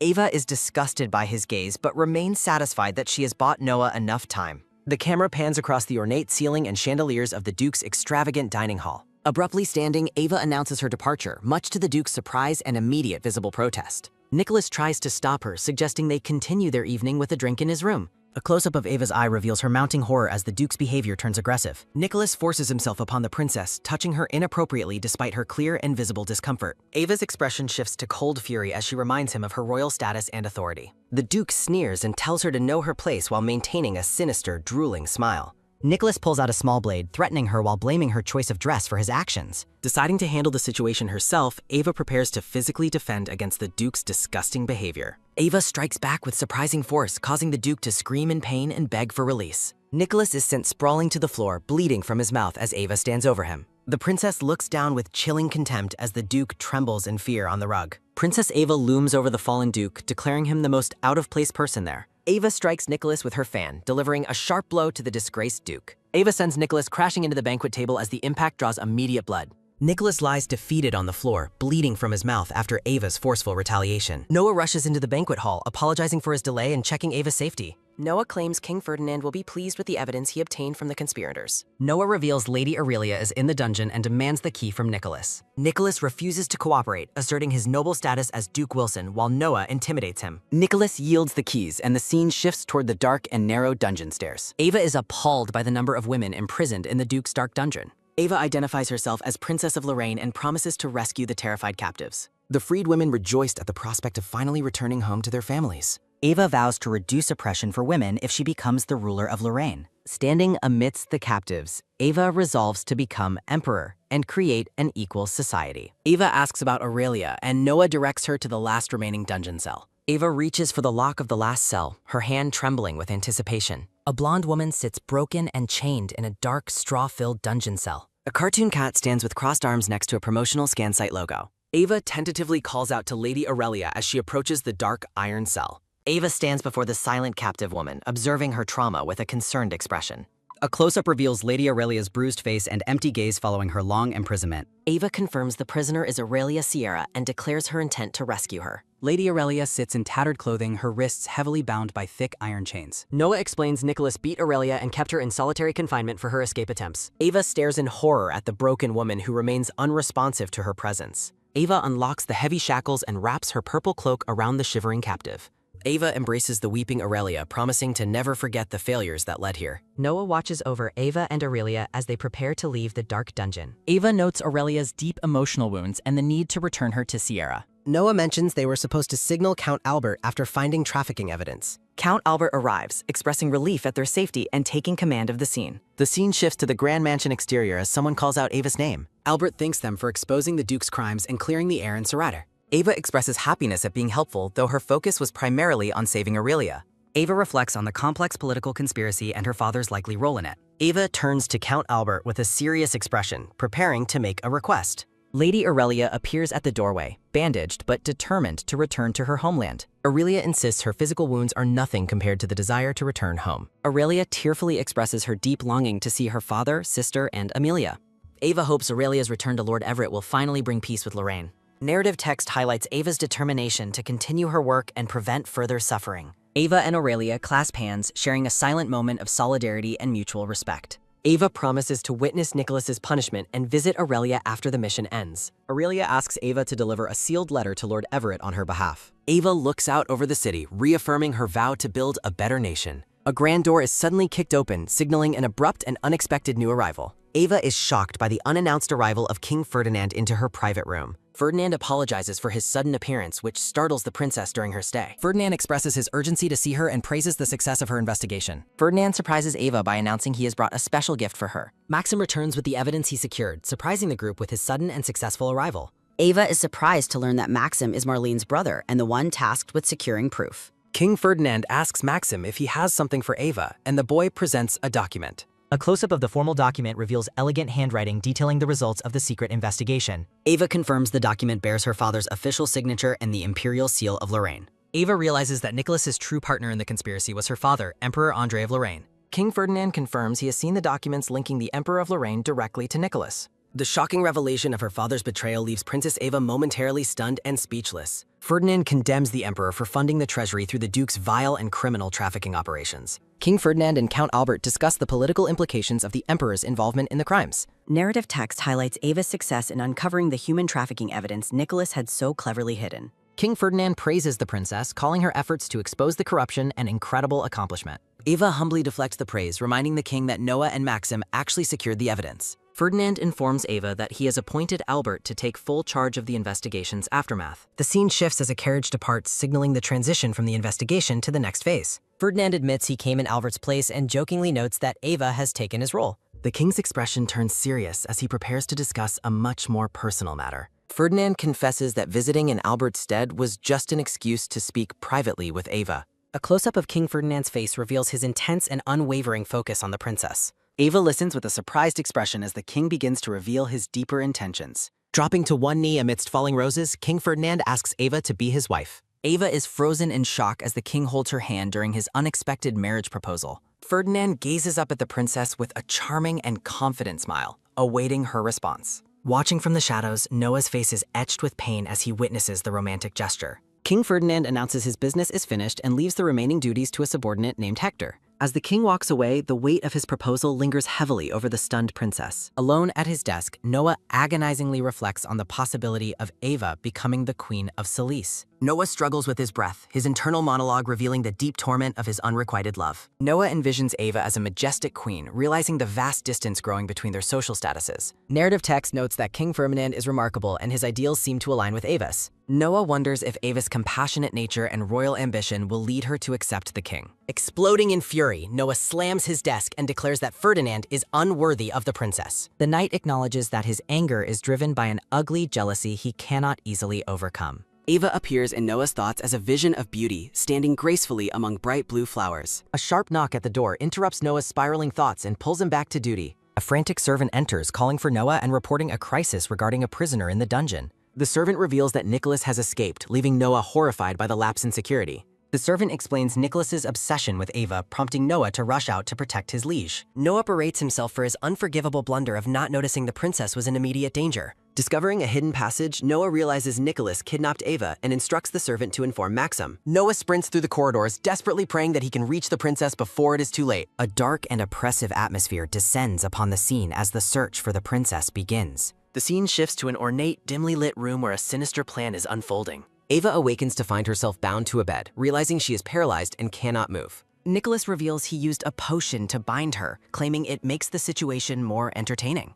Having lost his mind, the Duke demands Ava's body as atonement for the ruin she caused. Nicholas admits he enjoys breaking women, revealing he did the same to Princess Shira in the past. The deranged Duke praises Ava's exquisite eyes and delicate skin as he prepares to claim her. Nicholas looms over the helpless princess, breathing heavily as he moves to satisfy his twisted desires. Tears stream down Ava's face as she laments being reduced to such a helpless and vulnerable state. Nicholas demands silence as Ava cries out in defiance against his aggressive physical restraint. The deranged Duke vows to violate her regardless of whether she yields or dies. Ava screams in agony as Nicholas violently pins her down to the bedsheets. Ava realizes he intends to kill her but refuses to die at a fiend's hands. A vision of a man reaching out appears during the princess's moment of despair. Ava apologizes to Noah as Nicholas offers her death as a twisted final allure. Noah bursts through the door, shouting Ava's name and startling the crazed Duke. Noah warns the Duke not to touch Ava before delivering a powerful, righteous punch. The knight continues his brutal assault, knocking the villainous Duke away from the princess. Noah apologizes for his tardiness while promising to untie the ropes binding the princess. Noah gently urges the traumatized Ava to compose herself as she begins to weep. Noah carries Ava to safety, calling her name urgently as she loses consciousness. A cartoon cat stands with arms crossed, marking a brief transition in the story. The scene shifts to the grand mansion exterior, standing silent under the starlit night. A doctor reports that the princess is merely unconscious following her terrifying ordeal. Noah decides to stay by Ava's side while advising Maxim to get some rest. Maxim looks on with a concerned expression, silently observing the knight's deep devotion. Noah reflects on his failures as he watches over the sleeping, traumatized princess. Noah recalls Ava's immense strength, but acknowledges he almost lost her due to negligence. The knight admits he failed to stay alert after becoming distracted by other matters. Noah bows his head in guilt, taking full responsibility for the princess's current suffering. A quiet moment passes as Ava rests peacefully under the watchful eye of her protector. Ava awakens and weakly calls Noah's name, prompting a relieved response from the knight. Overjoyed at her awakening, Noah offers to fetch a doctor to check her health. Ava sits up and holds Noah's hand, seeking comfort from her loyal knight. The princess thanks Noah, acknowledging that she is only alive because he arrived in time. Overwhelmed with relief, Noah covers his eyes and weeps, expressing his profound happiness. Ava reflects on her past life of subservience and her failure to ever rebel. In this life, Ava worked tirelessly to be strong enough to face any hardship. Despite her training, Ava realizes her perceived strength was not enough to protect her. Ava admits she was paralyzed by fear and unable to act during the confrontation. The princess laments her perceived weakness as tears stream down her face in bed. Noah calls out to Ava as he prepares to offer her much-needed comfort. Noah embraces Ava, adamantly denying her claim that she is weak or a failure. A close-up reveals the knight's intense resolve to restore the princess's shattered confidence. Noah praises Ava for fighting for others, specifically mentioning Marlene, himself, and Lord Aurelian. Ava looks up with shimmering eyes, moved by the knight's unwavering belief in her. Noah notes it is natural to be shaken after such a traumatic and terrifying experience. The knight vows to never let such a tragedy befall the princess ever again.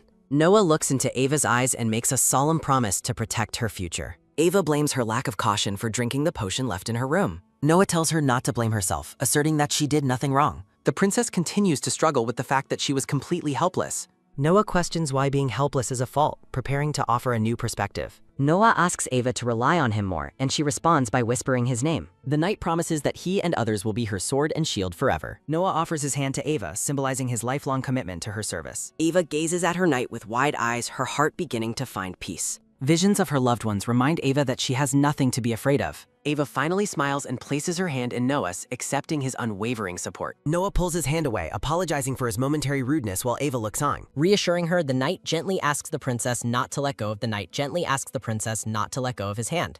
Seeking comfort, Ava leans her head against Noah's shoulder and finds peace in his presence. Narrative text contrasts Ava's lonely past with the dependable man now standing right beside her. Noah holds Ava in a warm embrace, providing the safety she desperately needs after her ordeal. The knight gently strokes Ava's ear, prompting her to look up at him in surprise. Noah vows that he will never again allow the princess to shed tears of suffering. With deep reverence, Noah brings Ava's hand to his lips and kisses it with devotion. A close-up of Noah's face captures the intensity of his commitment to the princess's well-being. Gazing directly at Ava, Noah makes a solemn promise to never leave her side again. Noah drops to one knee by the bedside, reaffirming his role as Ava's loyal protector. Ava's face flushes a deep pink as she reacts to the knight's sudden, intense display. Noah leans in close, and Ava whispers his name, her expression filled with burgeoning hope. Memories of Nicholas's hands around her neck haunt Ava as she recounts her near-death experience. Noah smiles warmly, telling the princess that he is honored by her absolute trust in him. Ava explains that even in her darkest moment, she believed he would come to her. The knight begs Ava to stay by his side, making her the center of his world. Noah's golden eyes narrow with a focused intensity as he listens to the princess's every word. Noah rests a hand on Ava's head and thanks her for allowing him to stay near.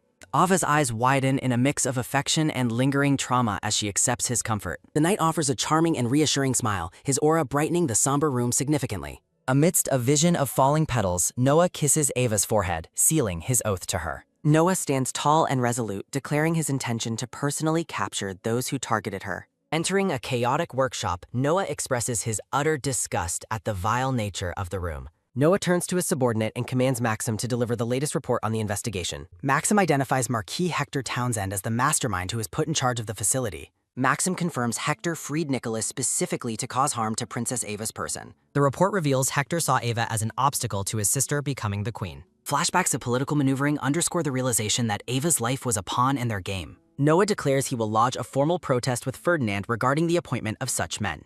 The scene shifts to the next morning as Noah greets a newly awakened Princess Ava. Ava confirms she slept well, noticing that her knight has already begun his morning duties. Noticing his polished appearance, Ava asks if Noah is heading out in his formal royal attire. Noah confirms he is heading to the palace, reiterating his promise to protect her interests there. Adjusting his gloves, Noah states with firm resolve that there is something critical he must accomplish. Ava looks at him with a serious expression, asking if his business involves the Duke Nicholas. A blurry vision of the past flickers in Ava's mind, centered on the face of Nicholas.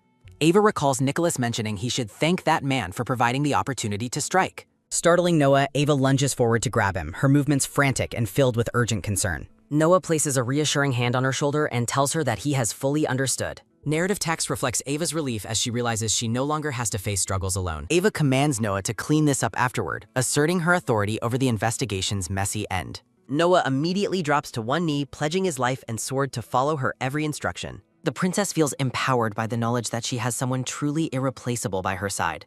Ava formally entrusts the remaining cleanup of the Nicholas affair to her most trusted knight. Noah bows his head with a gentle smile, accepting the heavy responsibility with humble grace. The knight looks toward the horizon, his expression hardening as he prepares for the coming battle. A close-up of Ava's face shows her blushing softly, her heart finally finding its true anchor. Noah asks the princess what is the matter as she continues to watch him with intensity. Ava gazes at her knight with shimmering eyes, her silence speaking volumes of her total devotion. Ava realizes that Noah always values her feelings, appreciating his deep consideration and kindness. Looking away shyly, the blonde princess prepares to deliver her final decision to the knight. Ava smiles gently and tells Noah that her answer is absolutely not what he expected. Noah looks surprised and visibly relieved as he processes the princess's unexpected firm rejection. Exhaling a sigh of happiness, Noah admits that hearing her refusal is a massive relief. Ava looks on with confusion as Noah begins to adjust his formal white royal cape.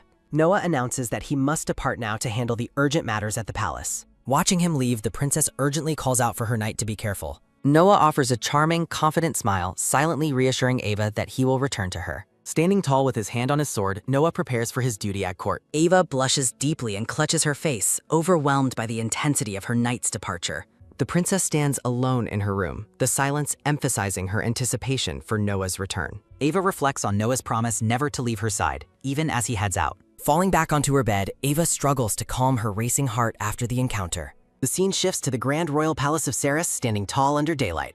Within the throne room, King Ferdinand looks down at Noah and the bound criminals kneeling. Ferdinand asks if the bound men are Nicholas and Hector, questioning why Noah is overseeing them. Noah tells Ferdinand he is disappointed and explains the two men endangered Princess Ava's life. Shocked by the news, the green-haired king stands up and urgently asks about Ava's condition. Noah identifies Nicholas and Hector as the perpetrators, detailing how Hector freed the Duke. Ferdinand demands the criminals answer him, and they weakly confirm that the accusations are true.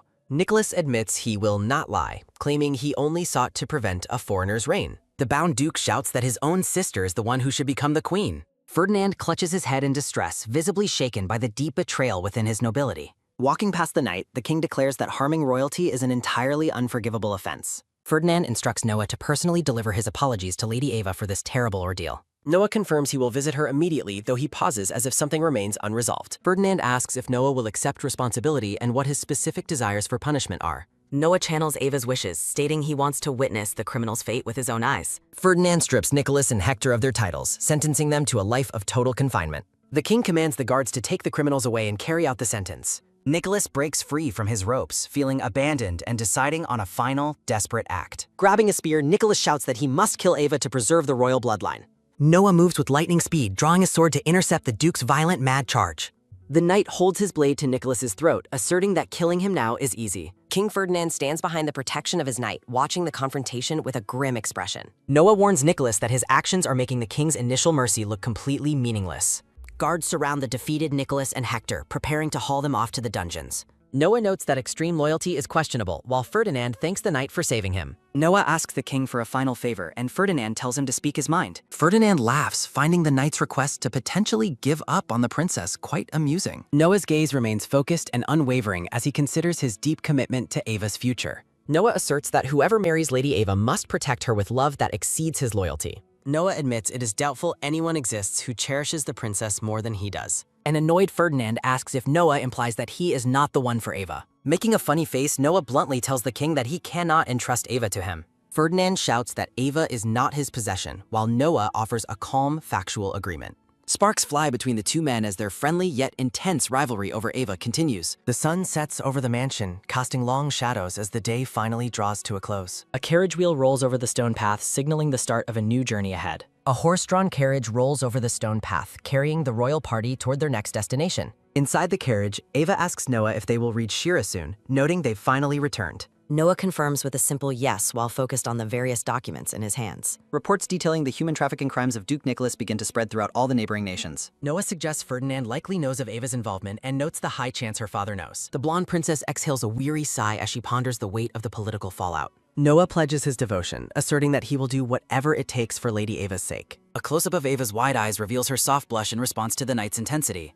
Blushing, Ava stammers out a thank you, finding it hard to believe his sudden, devoted confession. Ava's focus shifts as she notices a sudden change in the atmosphere outside the carriage window. Happy villagers cheer and shout that Lady Ava is coming as her carriage enters the town. Startled by the warm reception, Ava asks Noah what is going on outside as he smiles. The carriage pulls up before a large gate as the crowd gathers to welcome the princess. A villager in a green vest smiles broadly, celebrating the princess's arrival alongside the happy children. Another man in the crowd waves enthusiastically as the villagers celebrate the return of their hero. Noah helps Ava step down from the carriage as the townspeople offer a joyful collective welcome. A blonde woman in a floral dress stands among the people, her expression filled with gentle relief. A family tree outlines the hierarchy of the kingdom of Ceres, linking King Ferdinand to the nobility. Spotting her friend, Ava calls out to Lady Aurelia with a look of genuine, pleasant surprise. Ava asks Aurelia if she is feeling better now that they have finally been reunited today. Aurelia smiles with her eyes closed, confirming she is fine while holding her hands to her chest. Aurelia embraces Ava, thanking the princess for sending her back to the safety of her family. Ava closes her eyes and smiles warmly as she returns the blonde woman's heartfelt, grateful embrace.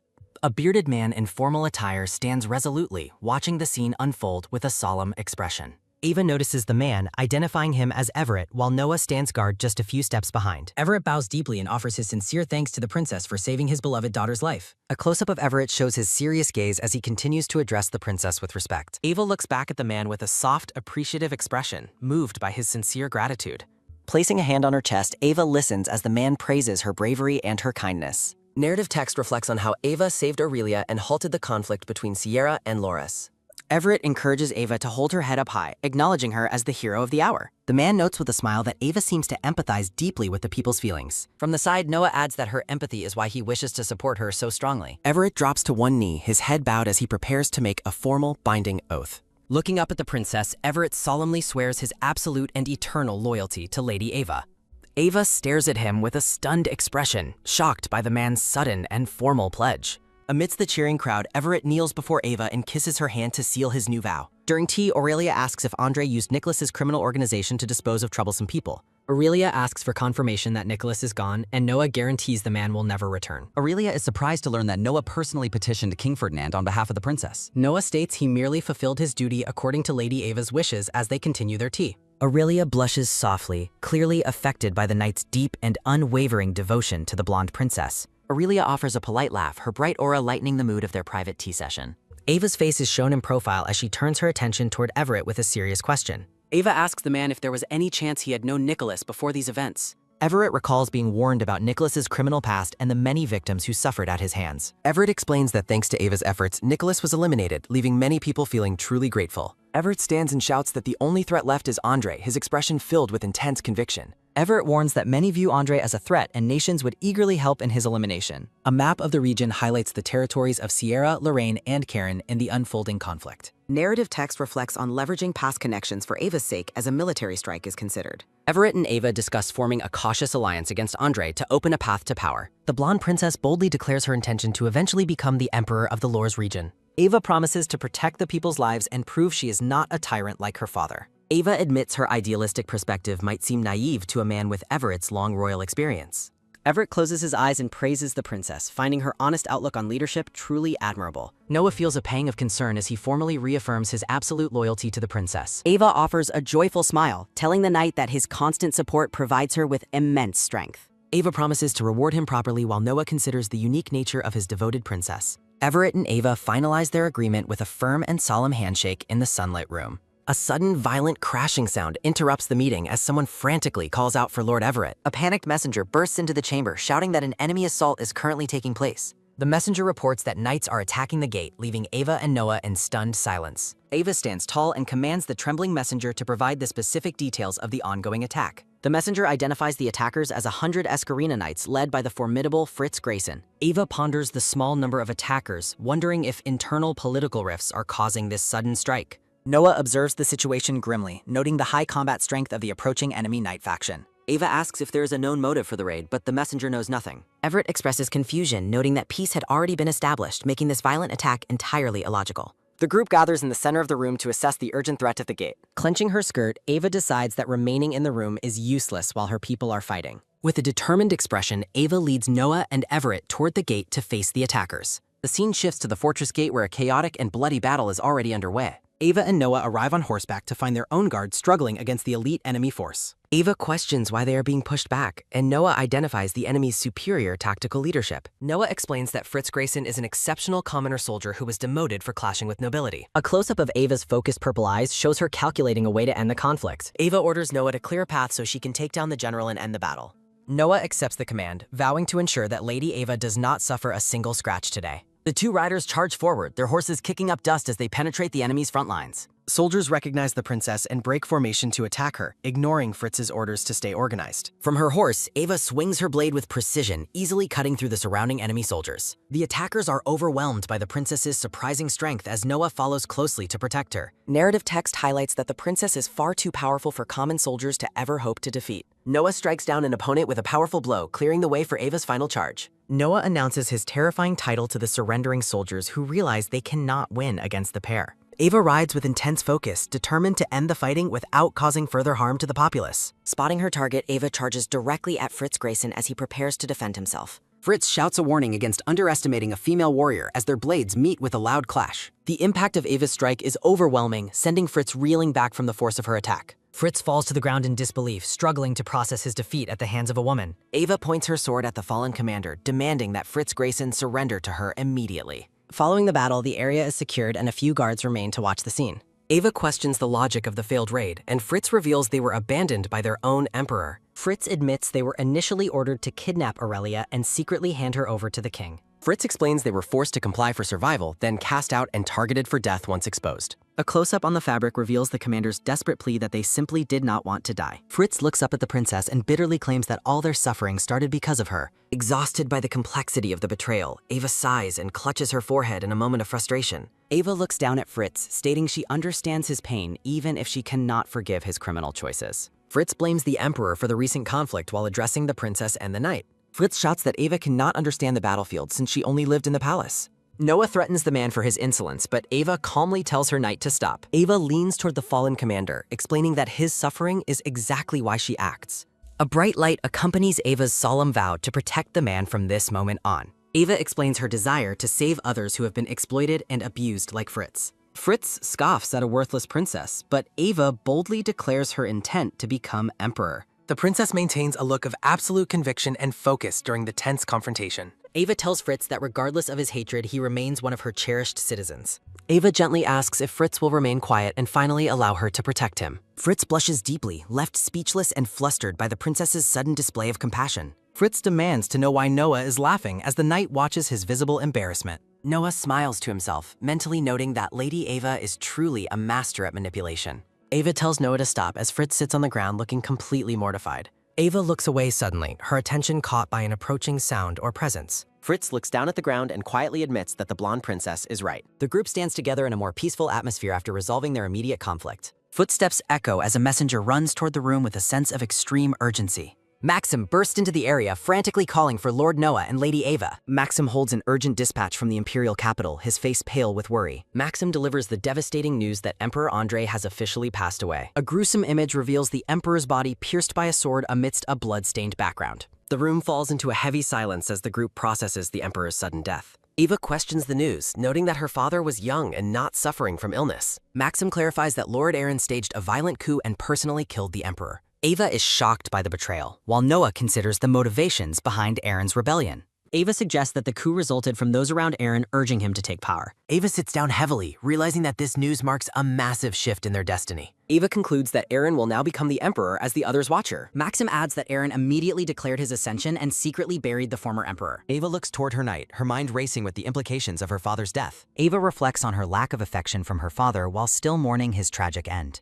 Clenching her chest, Ava acknowledges that the current political upheaval will change the fate of many. Fritz looks toward the princess, his expression reflecting a mix of shock and newfound respect. Fritz declares that he cannot afford to wallow in sorrow and must also move forward. Ava reminds Fritz that his crime of attacking her knight still cannot be simply ignored. Fritz closes his eyes in resignation, accepting that he must face the consequences of his actions. Fritz pleads for Ava to spare his subordinates' lives, as he was the one who led them. Ava offers Fritz redemption by instructing him to offer his military knowledge to the region. Ava explains that Lord Everett prioritizes practical gains and will value Fritz's academy training. Fritz looks determined and grateful for the opportunity to save his men through service. Fritz offers a bashful apology to the princess, still feeling somewhat embarrassed by her kindness. Ava looks at the man with a kind, soft expression as the tension finally dissipates. Ava tells Fritz and his men to promise to do their absolute best for Shella. A hand reaches out toward another as the terms of their new arrangement are finalized. Shaking hands, Fritz asks if Ava will call them back when she eventually becomes emperor. 1 week later, the moon hangs over the silent, grand palace as the night settles. Ava and Noah finish their packing, preparing to leave for Lorraine with their protective guards. Fritz and his men kneel before Everett and Aurelia, expressing their deep and sincere gratitude. Narrative text explains that the former enemies are now teaching combat and tactics to the soldiers. The young blonde girl directs the men as they fulfill their orders to clean the town. Noah and Ava observe the townspeople working, acknowledging Everett's leadership and the princess's own brilliant guidance. Standing together, Ava informs Noah that they must depart for the capital tomorrow, regardless of other cases. Everett arrives late at night with the shocking report that Fritz Grayson has been found dead. A gruesome scene reveals Fritz lying lifeless on the street, killed instantly by a single stop. As the killer escapes into the night, Ava expresses her utter disbelief at the tragic turn. Ava questions her decision to leave Fritz behind, while Noah notes the man was a skilled warrior. Showing a bloody blade, Everett concludes that a professional assassin was hired for the specific hit. Noah suspects the timing points to an internal threat within Lorraine's palace, a theory Everett seriously considers. Everett promises to investigate further, while Ava thanks him and urges him not to overwork himself. Looking toward her knight, Ava regrets that Fritz be given a proper and honorable funeral. Recalling Fritz's hopeful spirit, Ava realizes a spy must have leaked information to the enemy quickly. Clutching her arms, Ava fears a spy is close and recognizes a brutal mastermind in Roan. As they prepare for their next move, Ava calls out to Noah with renewed determination. Standing with conviction, Ava declares that they absolutely cannot allow any more innocent victims to fall. A small cat sits cross-legged as the narrative takes a brief pause before the next scene. The group gathers for a somber funeral service as Ava prepares to lay flowers for Fritz. Fritz's men weep for their fallen captain, swearing to carry on his legacy before the princess. Dressed in mourning black, Ava says her final goodbye and wishes for the commander to rest. The carriage travels down the road as Ava announces their immediate journey to the capital, Lve. Within the Grand Palace, an official announces that Crown Prince Aaron has been voted the new emperor. The gathered nobles in attendance bow their heads in submission as the royal ascension is finalized. Sitting smugly on the throne, Aaron revels in the cheers and wishes for a glorious reign. Aaron drinks wine, gloating about his successful plan and the worship he receives from his subjects. After hearing that his mother remains unwell, Aaron dismisses the news while pouring himself more wine. A formal announcement concludes the current business within the ornate and golden palace chambers. Aaron reacts with sudden shock and fury upon hearing that Ava is to be officially engaged. The attendant explains the parliamentary betrothal to King Ferdinand, prompting Aaron's violent and loud rejection. Consumed by a temper tantrum, Aaron kicks the air in a display of childish and dangerous rage. Aaron shouts that he needs his sister at the palace for his own personal amusement and entertainment. Insisting on tormenting Ava himself, Aaron demands to know why she must be sent away. Clutching his arm, Aaron displays a dark and obsessive fixation on his sister's presence and suffering. The attendant suggests marrying Ava off strategically before her political usefulness to the realm eventually declines. Aaron screams at the attendant for refusing his orders, but the man cites parliamentary law's authority. In a fit of uncontrollable rage, Aaron hurls his silver cup directly at the attendant's head. After wounding the attendant, Aaron orders him to leave while continuing to fume over the situation. Shattered glass and spilled wine litter the floor, reflecting the chaotic state of the emperor's mind. Standing alone amidst the wreckage of his tantrum, Aaron pants heavily as his anger continues to boil. Aaron questions the purpose of being the emperor if he cannot have absolute control over everything. With a maniacal expression, Aaron reminds himself that he killed his father to claim Ava as his. Inside the carriage, Ava suddenly shivers as if feeling the weight of a distant, dark gaze. Noah offers his cloak to the princess, but Ava politely declines while admitting to a strange chill. As they approach their destination, the pair discusses Aaron's new position and their long absence from life. Ava wonders how the palace will perceive the resolution of the conflict in Shella during the coup. A small Chibi Ava notes that their recent actions might be overshadowed by the current political upheaval. Chibi Noah agrees that their victory lacks traditional military glory, making their reception by the nobles uncertain. Ava resolves to secure the support of powerful noble houses to solidify her claim as the heir. Noah vows to follow Ava wherever she goes, and they plan to act immediately upon their arrival. The carriage finally reaches the bustling gates of Live, surrounded by a large crowd of common citizens. Looking out the window, Ava and Noah acknowledge their arrival at the capital as the mission begins. Guards at the city entrance meticulously inspect civilians and documents while maintaining order. Inside the carriage, Noah attempts to comfort a visibly anxious Ava regarding their impending entry. A sudden loud noise outside causes both Ava and Noah to react with immediate alarm. Noah decides to investigate the commotion, while Ava insists on accompanying him outside to check. With a grim expression, Noah sternly instructs Ava to remain close to his side. Ava and Noah step out of their carriage to confront the situation at the gates. Maxim heatedly argues with a guard, demanding an explanation for being blocked at the city entrance. Maxim is relieved to see Ava's arrival as she inquires about the ongoing dispute with the guard. Ava politely greets the guards and asks if there is some trouble preventing their group's passage. Pointing aggressively, Maxim identifies the guard who has been insolently blocking their path into the capital. The guard formally informs Ava that she is barred from entering the capital by a direct order. Stunned by the news, Ava firmly refuses to withdraw without receiving a valid reason for her exclusion. The guard claims to only be following orders, leaving Ava frustrated by the sudden and troublesome obstacle. Noticing an approaching presence, Noah suggests to Ava that they should temporarily yield the way. King Ferdinand of Rice appears unexpectedly among blue roses, recognizing Ava and calling out to her. Ava and Noah are startled to find King Ferdinand present at the city gates. Ferdinand explains he came to assist after seeing Ava in trouble during her attempt to enter. Ferdinand invites Ava to join him while she reacts with a mix of surprise and slight hesitation. Ferdinand announces his identity to the guards, claiming he has come to visit the new emperor. Ferdinand's terrifyingly polite smile proves that a king's manners are just a well-dressed threat. Ferdinand assures the guard he will take full responsibility, prompting the man to allow them in. Ferdinand insists Ava travel in his carriage, ignoring protests about her status and his own dignity. Ferdinand urges Ava into the carriage as Noah leaves Maxim to handle the remaining details alone. Noah decides to join Ava and Ferdinand inside the carriage for the remainder of the journey.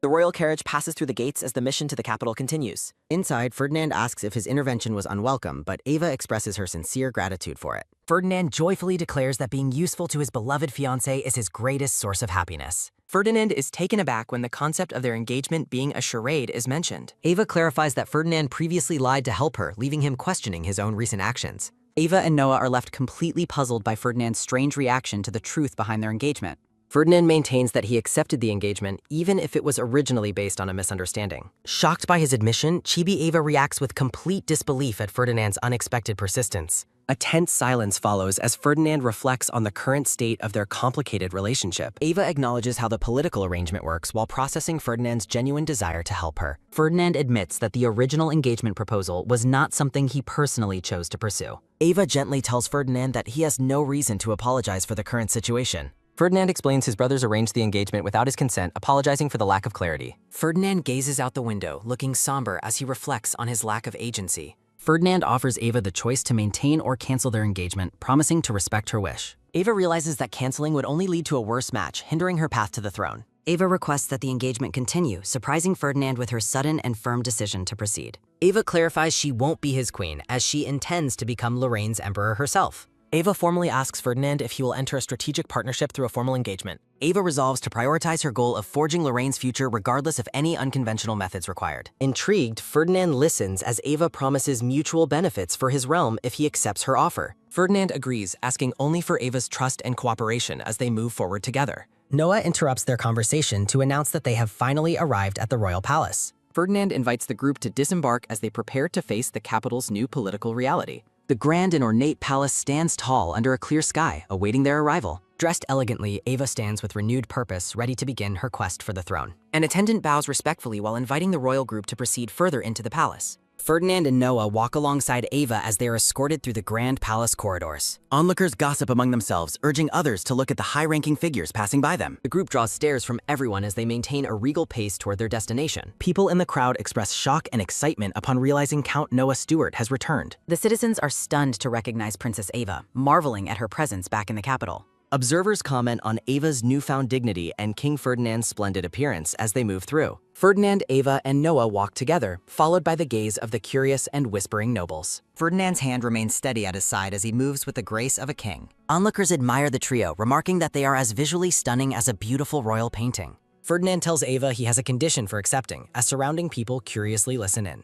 Ferdinand expresses his genuine love while Noah acknowledges her potential worth as a great historical queen. Noah admits she would be a great queen, but Ferdinand insists he desires her for love. Ferdinand asks Ava for her feelings later and gently removes a petal from her golden hair. Amidst the flowers, a possessive thought declares that only one person is allowed to touch Ava. Noah interrupts the mood by flicking away a rose petal, startling both Ferdinand and the princess. Noah appears visibly stressed and irritated by the romantic atmosphere building between Ferdinand and Ava. In a grand gesture, King Ferdinand drops to one knee and takes Ava's hand. Ferdinand boldly professes his desire for Ava while nearby women react with blushes and extreme excitement. Ferdinand stares into Ava's eyes, asking her to leave with him for his kingdom of Celeste. Ava stares back in complete shock, sweating as she processes Ferdinand's sudden and very public proposal. Ava internally panics, questioning why Ferdinand would declare his feelings in front of such a crowd. Ferdinand continues his plea, ignoring the onlookers as he begs Ava to return with him. Ava questions the sincerity of Ferdinand's feelings while Noah watches them with a dark, intense look. A loud voice demands they move out of the road, interrupting the royal group's tense conversation. Emperor Aaron arrives with a threat, declaring execution for anyone blocking his imperial path forward. Aaron shouts for his sister, expressing manic delight that Ava has finally returned home at last. Aaron points an accusing finger at the group, demanding to know the identity of Ava's companion. Aaron demands Ferdinand let go of Ava, but the king calmly introduces himself to the emperor. Ferdinand maintains his composure, closing his eyes as Aaron reacts with a sudden look of shock. Aaron screams in fury, outraged by Ferdinand's presence and the way he was addressed by him. Aaron glares at Ferdinand with absolute hatred as the King of Celeste looks away with indifference. An attendant interrupts the confrontation, suggesting the group move to the audience chamber for formal greetings. Aaron sits smugly on his throne, looking down at Ferdinand, Ava, and Noah from above. Ava looks up at her brother on the throne, sensing his unchanged and dangerous nature. Aaron thinks about disciplining Ava while she reflects on how little her brother has actually changed. Aaron welcomes Ferdinand to Lorraine with a smug remark, acknowledging his arrival at the royal palace. Ava looks out at the faceless crowd of nobles, feeling the pressure of the audience's gaze. Ferdinand smiles confidently and confirms he is already enjoying his time, unfazed by Aaron's hostile presence. Ferdinand notes that the palace holds deep shared memories for both himself and the blonde princess. Aaron reacts with irritation as Ferdinand mentions the beautiful roses, clearly annoyed by the king's attitude. Ferdinand stares back at the emperor while Aaron wears a wide, mocking grin on his face. Ferdinand admits he was a different person before meeting Ava, much to her surprise and confusion. Ferdinand recalls how his father distrusted everyone, leading to him being imprisoned as a newborn infant. Ava listens with shock as Ferdinand describes being confined to a secondary palace from his birth.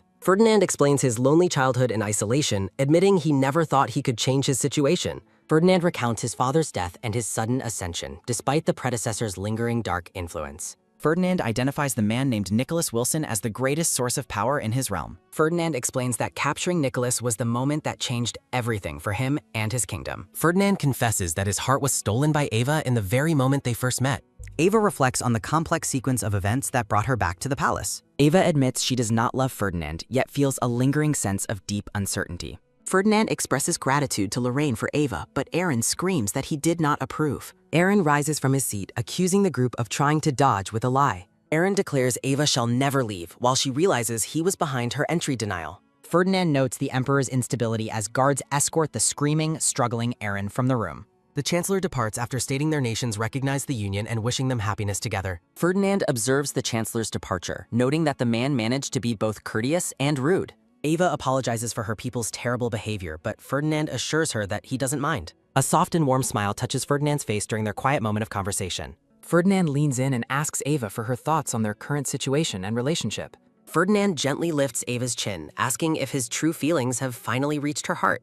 Ava looks away, processing the weight of Ferdinand's words and his clear romantic intentions. Ava confesses she feels guilty maintaining a false engagement because she knows Ferdinand truly cares. Ferdinand tells Ava there is no need to worry about the sincerity of his feelings. Ava asks to retract her previous statement, expressing her desire to dissolve their engagement immediately. Noah watches the couple from a distance, sweat on his brow as he carries to. Ferdinand maintains a calm expression while listening to Ava's sudden and firm rejection of him. Ferdinand asks why she wants this now, questioning if it is because she cannot reciprocate. Ava declares she will become Lorraine's emperor, making it impossible for her to be his wife. Ferdinand begs Ava to reconsider her decision while she remains steadfast in her ultimate political goal. Surrounded by dark roses, Ava's inner thoughts confirm that her feelings will not change. Ferdinand shields his eyes, appearing deeply troubled by the princess's refusal to marry him. Ferdinand asks if she will invade Lorraine if he refuses to accept her current decision. Ava is stunned as Ferdinand questions if he must resort to war to keep her. Ferdinand stands and looks at Ava, who remains frozen by the weight of his question. Shock and disbelief wash over Ava's face as she stares up at the tall king.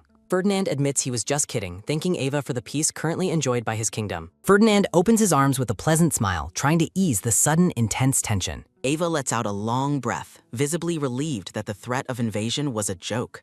Noah arrives with the tea service, acknowledging the King of Celeste's words with a curt nod. Ferdinand offers a small, knowing smile as he watches Noah approach the table with tea. Ferdinand invites everyone to sit and enjoy some tea together after their intense political discussion. Ferdinand points out that Noah seems worried, causing Ava to look back at her loyal knight. A steady stream of hot tea pours into an elegant cup as the group settles in. Ferdinand sips his tea calmly, while Ava remains slightly flustered by the king's unpredictable nature. Noah firmly states he would have stopped any plans Ferdinand had to force Ava's hand. Ferdinand chuckles, admitting Noah might have actually tried it, while Ava laughs at their banter. Ferdinand confesses he never expected to be rejected and therefore lacks a backup plan. Ava holds her teacup, listening as Ferdinand reflects on his overconfidence regarding their potential marriage. Ferdinand wonders aloud how he can demonstrate royal authority without a queen to stand beside him. A drop ripples through the liquid, sparking a sudden and brilliant idea in Ava's mind. Ferdinand looks at Ava with curiosity as she prepares to share her new strategic proposal. Ava suggests creating a unique world-class product called King's Vino to cement his realm's authority. Ferdinand leans forward, intrigued by Ava's plan to use commerce and luxury to bolster his throne. Ava explains that they will create a specialty drink that specifically represents Ferdinand's personal brand. Ferdinand listens intently, his eyes fixed on Ava as she describes the future of their partnership. Ferdinand finds the idea fascinating and asks for a detailed explanation of this personified wine. Ava proposes a rich vino as sweet as dessert to represent the king's unique royal character. Ava clarifies they will start with grape cultivation to ensure the product is revolutionary and pure. Ava explains that cultivating noble rot on grapes produces a sweet, honey-like wine. Duke Lorraine asks the princess how she acquired such specific knowledge about winemaking. Ava recalls her previous life working with wine, but realizes she must hide the truth. The princess lies, claiming she once read about the commercialization of wine in an old tome. Ava explains that the unique conditions required for this process exist in the vineyards of Celeste. Duke Lorraine listens carefully as the princess reveals the technical secrets behind her proposed business plan. Using a visual aid, Ava notes that Novak grapes are particularly prone to developing noble rot. The Duke explains that the region's geography makes it prone to heavy morning fog. Ava reflects on a massive mold outbreak in the past that served as a valuable lesson. The princess details how the sunny, dry daytime environment in Novak makes it perfect for winemaking. Radiant with confidence, Ava declares her intention to create a wine worthy of the king. Duke Lorraine remains quiet, deeply impressed by the princess's intelligence and thorough preparation. The Duke stands up and formally accepts the proposal, indicating his full cooperation. He notes that there's nothing more fitting for his upcoming coronation anniversary celebration. Ava glows with excitement, certain that the new luxury product will be a massive success. The princess waits as the Duke prepares to present a special gesture of his appreciation. A servant brings a large wooden chest into the room at the Duke's command. The chest is opened, emitting a brilliant glow from the high-quality items stored inside. Inside the chest, a stunning jeweled necklace and a beautiful pink gown are revealed. Ava looks at the magnificent gift in shock while the Duke watches her reaction. Duke Lorraine invites Ava to attend the upcoming welcome ball as his partner and guest. The Duke emphasizes that fulfilling this invitation is his final wish for her. He promises that after the ball, they will officially proceed with dissolving her royal engagement. Ava admires the splendid gift, feeling a sense of relief and joy at her future prospects. The princess holds the dress up and playfully asks Noah if it will suit her. Noah is completely captivated by Ava's beauty, unable to look away from her radiant smile. Overwhelmed by emotion, Noah becomes incredibly flustered and struggles to speak clearly. The black-haired man reacts with visible agitation, trying to hide his embarrassment from the princess. Ava lets out a weary sigh, unaware of the deep impact her actions have on Noah. Noah stares at the princess with a look of pure, unguarded devotion and intensity. The two stand together as the princess reflects on her lack of formal education. Ava admits that she has never had the opportunity to learn how to dance properly. Noah gently offers to teach the princess the basic steps of dancing himself. A warm and sincere smile crosses Noah's face as he looks at the princess. Noah extends his hand toward Ava, inviting her to begin their first dance lesson together. The princess looks down shyly, her face flushing as she prepares to follow his lead. A production credit page features a wide-eyed cat illustration alongside the Scanlation Group's details. Noah stands in a spacious room and invites the princess to step forward for her lesson. The black-haired man guides Ava into the first position, demonstrating the proper posture and grip. Noah's focused gaze remains fixed on the princess as he meticulously explains the dance techniques. Thought bubbles reveal the princess's inner panic at the intense physical proximity of the dance. Noah lifts Ava's chin, instructing her to look at him while they begin the basic steps. Focusing on their feet, Noah encourages the princess to keep her posture straight and start again. Ava looks up at Noah with a flustered expression, questioning if her movements are correct. Mentally, Noah notes that she must firmly memorize the basic form and match her breathing. The two continue to dance until the princess accidentally trips over her own feet. Noah reflects on the pathetic neglect Ava suffered from the previous emperor and empress. Despite her lack of training, Noah praises the princess for her incredible effort and determination. Noah declares that he feels lucky to have the high honor of serving Lady Ava. Ava dismisses Noah's praise, but he reminds her that she already saved Duke Ludwig's frozen domain. Ava realizes that following her advice about pressing frozen grapes resulted in the ice vino product. Noah takes Ava's hands, stating she is already supporting her country admirably as a princess. As they dance, Ava praises Noah's skill while admitting she is moving almost without realizing. Noah acknowledges her skill with a compliment as they continue their elegant dance across the room. A joyous expression lights up Ava's face as she dances amidst a backdrop of blossoms. Ava realizes that being with Noah allows her to dance with a sense of freedom. Noah gazes intensely at Ava, expressing that her current happiness is exactly what he wishes for. Ava stumbles, letting out a small cry as she loses her footing during their dance. Noah acts quickly, reaching out to catch Ava's arm and steady her before she falls. Amidst blooming roses, Noah holds Ava in a close embrace, his expression filled with hidden longing. Noah considers his role as her knight while Ava brings up her engagement to the king. Ava is struck by a sudden thought while Noah gazes at her with deep, unvoiced intensity. Noah admits he was sad when he heard she intended to end her engagement to Ferdinand. Looking visibly moved, Noah confesses that he felt a sense of deep relief at her news. Noah reaches toward Ava, declaring there is no way he can let her go to another. Ava stares in complete shock as she processes the heavy weight of Noah's sudden, emotional declaration. Noah admits harboring such feelings is unworthy for a knight, but claims it no longer matters. Noah looks into Ava's eyes and declares that he has no intention of giving her up. Ava blushes deeply, asking Noah to wait while processing his sudden and intense display of affection. Noah leans in closely, holding Ava's hands with an expression of unwavering devotion and quiet passion. Noah pulls Ava into a close embrace, whispering that he deeply admires her above all others. Overwhelmed by the intensity of the moment, Ava finds herself unable to believe what is happening. Ava tells Noah his feelings aren't a burden and she is truly happy to hear them.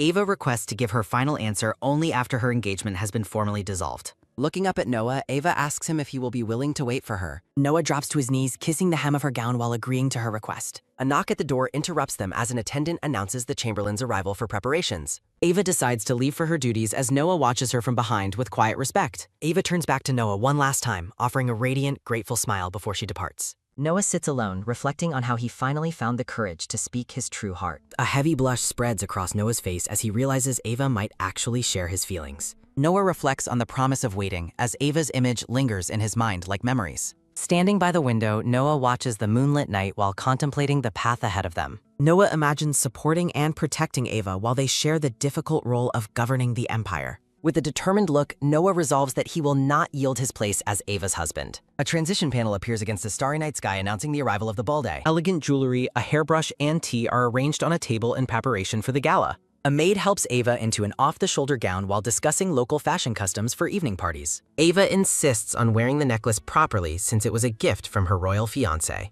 Ava feels nervous about her shoes being visible while an attendant suggests lifting her gown's hem. Noah sits in his room looking focused as he waits for something to occur before the ball. A messenger named Maxim enters the room, informing Noah that he has gathered the requested information. Noah places a steadying hand on Maxim's shoulder, acknowledging his subordinate with a look of approval. Noah reacts with shock to the report detailing how Ava's suggestions saved the Duke of Lorraine. A sudden sound at the door signals Ava's entrance as she asks if something has happened. Noah and Maxim look on in stunned silence as Ava arrives in her spectacular red ball gown. Noah presents the report to Ava, explaining that he is being hailed as a local hero. Noah deflects the praise, insisting the achievement belongs to Ava for suggesting they press the grapes. Ava counters that the success was only possible because the Duke of Lorraine trusted Noah's judgment. Ava reflects that her ideas would have been disregarded if people knew they had come from her. Noah reacts as Ava admits she hasn't done anything to earn the people's trust yet. Noah looks at Ava with a mix of sadness and understanding as she reflects on her reputation. Ava admits she cannot immediately match Noah's years of effort, but promises to try her best. Ava clenches her fist, vowing to support Noah just as he has always supported her. Maxim eagerly offers to help while Noah considers Aaron's likely private thoughts on the matter. Ava expresses deep gratitude to Maxim for his presence and support during this transition. Ava thanks Maxim while learning the public credits Noah for resolving the recent Sarai's conflict. Ava lets out a heavy, anxious sigh as she confronts the reality of her public image. Noah considers the situation and suggests Ava needs to win over an influential noble ally.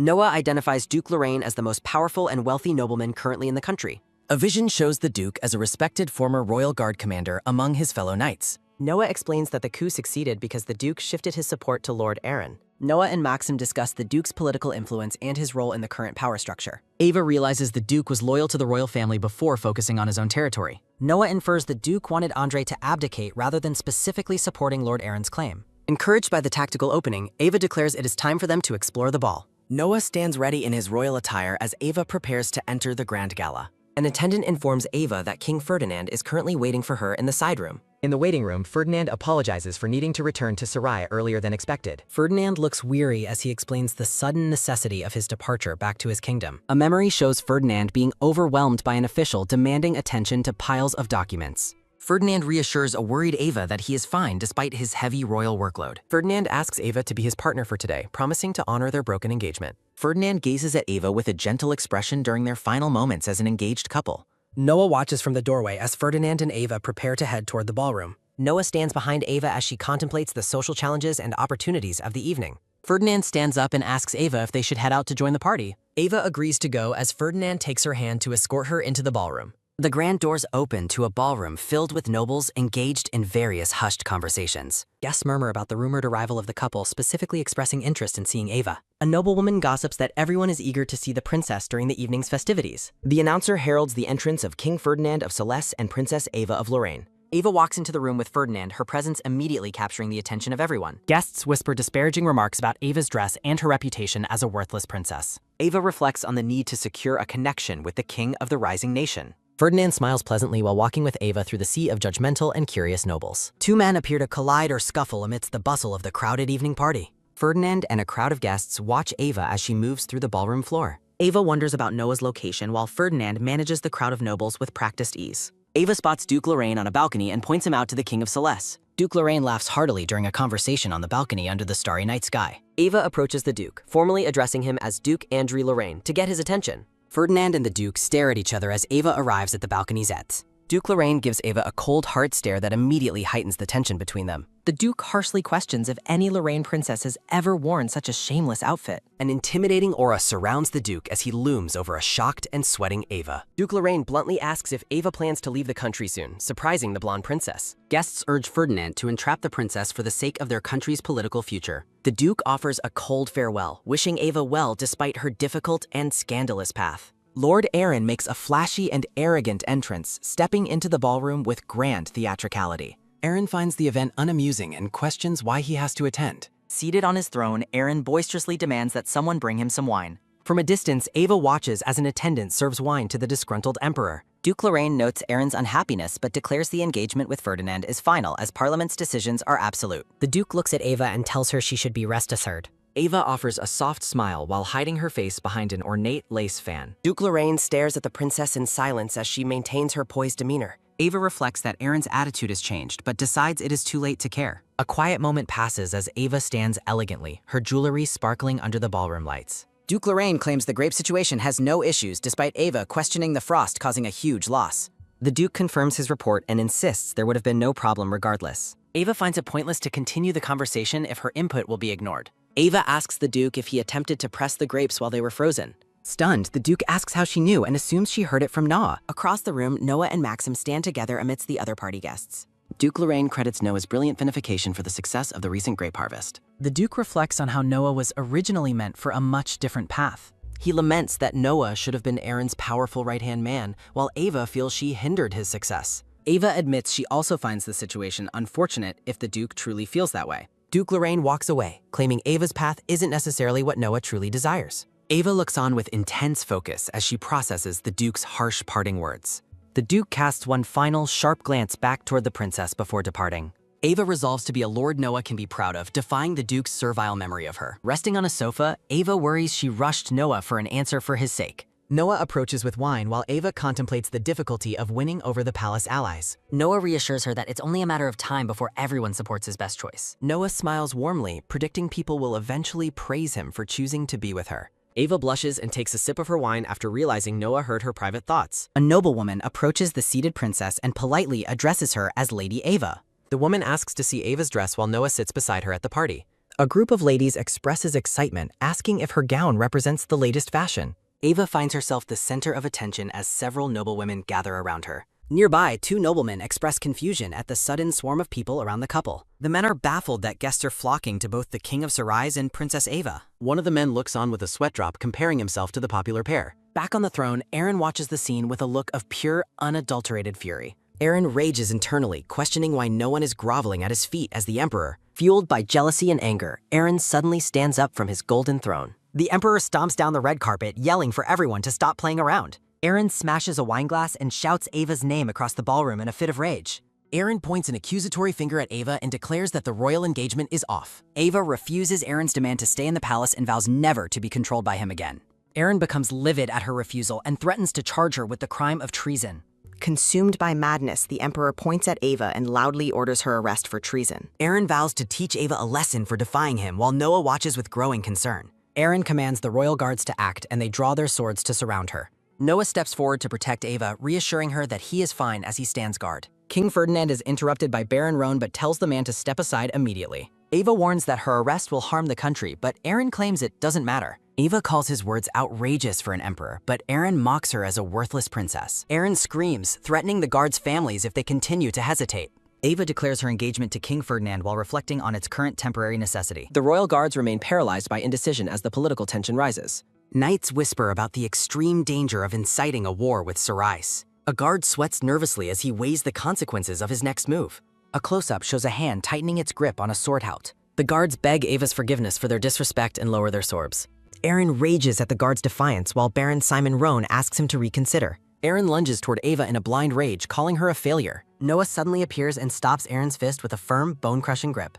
Noah asks Aaron what he thinks he is doing to his royal fiancé. Ava and Ferdinand watch the violent confrontation with expressions of profound shock. Baron Simon Roan attempts to explain the situation to a visibly displeased King Ferdinand. Noah reflects on how Lorraine's lack of respect for women is utterly deplorable. Baron Simon Roan announces he will take Ava away to ensure her personal safety.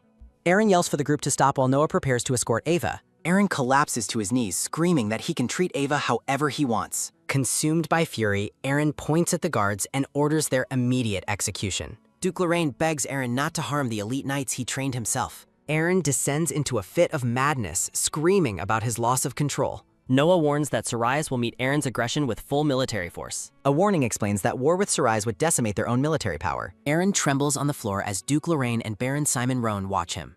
Duke Lorraine mentions the bloody fate of Emperor Andre as Aaron fears for his life. Duke Lorraine orders Aaron to apologize immediately while the Emperor seethes with resentment. Aaron forces out a reluctant apology while staring at the floor in humiliation. Noah tells Aaron to target him instead, but Ava intervenes to end the conflict. Noah tells Aaron to be grateful to Ava as the Emperor remains furious. Baron Simon Roan and Duke Lorraine shout at Aaron to respect his royal position. Aaron is dragged away by his advisors while screaming that they aren't finished. Noah claps his hands to dissipate the lingering tension in the bar. Noah confirms he will oblige as he offers his hand to the princess. Noah and Ava dance gracefully while sparkling petals descend around the royal couple. Aaron looks back with a look of pure hatred as the door slams shut.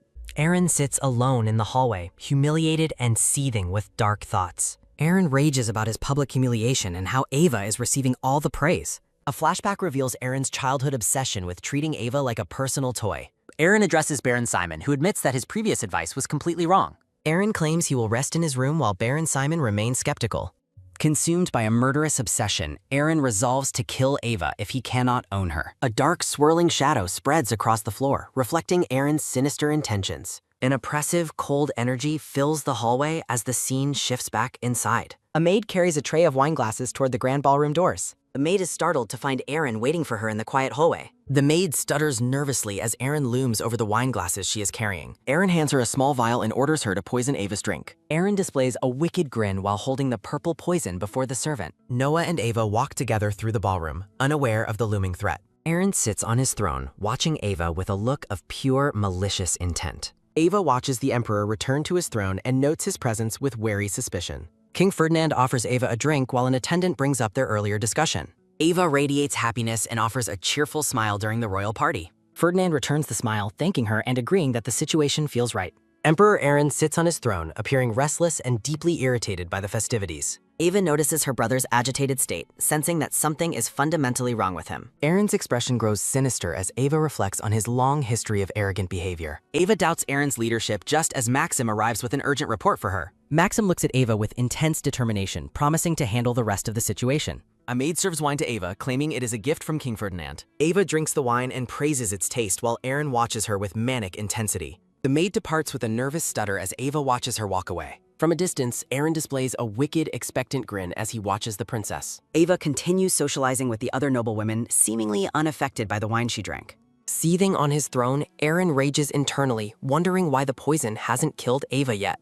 The Emperor suddenly stands up, suspecting the maid has dared to defy his direct orders. Aaron storms toward the fleeing servant, shouting for her to stop immediately. The Emperor corners the trembling maid, accusing her of failing to follow his royal command. The maid insists she followed orders, but Aaron screams, asking why Ava is still alive. The maid cries that she definitely poisoned the wine, leaving Aaron confused and furious. Ava's voice rings out, explaining that the wine she consumed was never actually poisoned. Aaron looks down in stunned silence as the princess suddenly appears before him. Ava reveals she discovered the plot and switched the poisoned wine for a safe drink. Standing over her brother, Ava confronts Aaron, who asks why she is even there. Ava declares she came to hear her brother's confession of attempted murder personally. Aaron looks up at the princess with a face contorted by shock and disbelief. Duke Lorraine approaches the scene, having overheard the Emperor's incriminating admission of guilt. The Duke seizes Aaron by the collar, physically forcing the Emperor to face him. The Duke explains Noah requested his presence, leading him to hear Aaron's shocking admission. Duke Lorraine declares that even an emperor cannot excuse the crime of unjustified murder. The Duke stares down at Aaron with a look of absolute cold-blooded authority. Aaron descends into madness, ranting about executing everyone who dares to defy his will. The Emperor points an accusatory finger at Ava, screaming that everything is her fault. Ava proclaims she exists for her people and refuses to be anyone's property. Aaron rages about his nobility while Ferdinand watches the Emperor's pathetic breakdown in silence. Ava challenges Aaron, asking if he truly believes poisoning an innocent princess isn't a crime. Aaron insists he did nothing wrong as Ava tells him to listen to her words. Ava sighs deeply, her expression filled with weariness at her brother's endless cruelty. Ava asks who would obey a ruler who blatantly disregards the laws of the land. The princess reminds Aaron that an emperor cannot exist without the support of the people. Duke Lorraine looms over the cowering Aaron, who trembles at the loss of his power. Aaron stares with bloodshot eyes, unable to comprehend the consequences of his actions. The emperor feels humiliated, still viewing Ava as a toy rather than a human being. Baron Simon Roan arrives and asks what has happened to cause the emperor's distress. Aaron begs Simon for help, claiming his murderous intent was merely a moment of weakness. Aaron tries to justify himself by saying he failed to kill her, so she's fine. Ferdinand and Simon watch Aaron's pathetic display while Ava stands by with a grim expression. Ava watches the scene unfold, her face reflecting the gravity of the political shift. Duke Lorraine decides Aaron is unwell and announces he will take control of the situation. Ava watches as Aaron is led away, noting that the palace is hiding the crime. Back in his room, Aaron smashes faces in a fit of rage over his humiliation. Distraught on the floor, Aaron asks what to do while Simon tells him to remain unchanged. Aaron claims Simon is his only support, but the Prime Minister hints at a new plan. Simon reflects on Princess Ava's growing influence and the need to bolster the Emperor's failing authority. Aaron doubts his power can be restored, but Simon assures him the solution is quite simple. Wearing a sinister grin, Simon tells the Emperor to leave every detail of the plan to him. A view of the palace accompanies an official report regarding the recent attempt on Ava's life. Prime Minister Simon leads a tense meeting with the kingdom's high-ranking nobles and advisors. Simon announces that Emperor Aaron has confessed to his crimes and postponed the upcoming coronation ceremony. The advisors remain silent as Simon requests that everyone respect the Emperor's difficult personal decision. Maxim eavesdrops as the announcement continues, stating Ava will remain in Lorraine until her marriage. In a private room, the group discusses the official postponement of the new emperor's coronation. Ava notes with frustration that the palace intends to settle the murder attempt with light punishment. King Ferdinand listens to the proceedings with a look of quiet, focused contemplation. Noah suspects that Prime Minister Simon was the one who manipulated the emperor into apologizing. Ava turns to Maxim and confirms her suspicions about the recent political maneuvers. Ava reflects on Simon's low-ranking noble background and his undeniable talent for managing the difficult emperor. Behind the scenes, Simon continues to guide the disgraced Aaron through the fallout of his actions. Ava thanks Maxim for his investigation and for successfully swapping out the poisoned wine beforehand. Maxim clarifies that he was simply following Lord Noah's direct orders to monitor Emperor Aaron. A soft light catches Ava's face as she processes the end of the immediate threat. Noah watches the princess with a gentle smile, relieved that the dangerous plot was thwarted. The tension in the room fades as a moment of quiet peace settles between the group. King Ferdinand watches the exchange between Noah and Ava with a neutral, observant expression. Ferdinand laughs softly while Ava offers a bright, cheerful smile to her allies. Ava acknowledges that her status as a fiancé and the king's protection saved her life.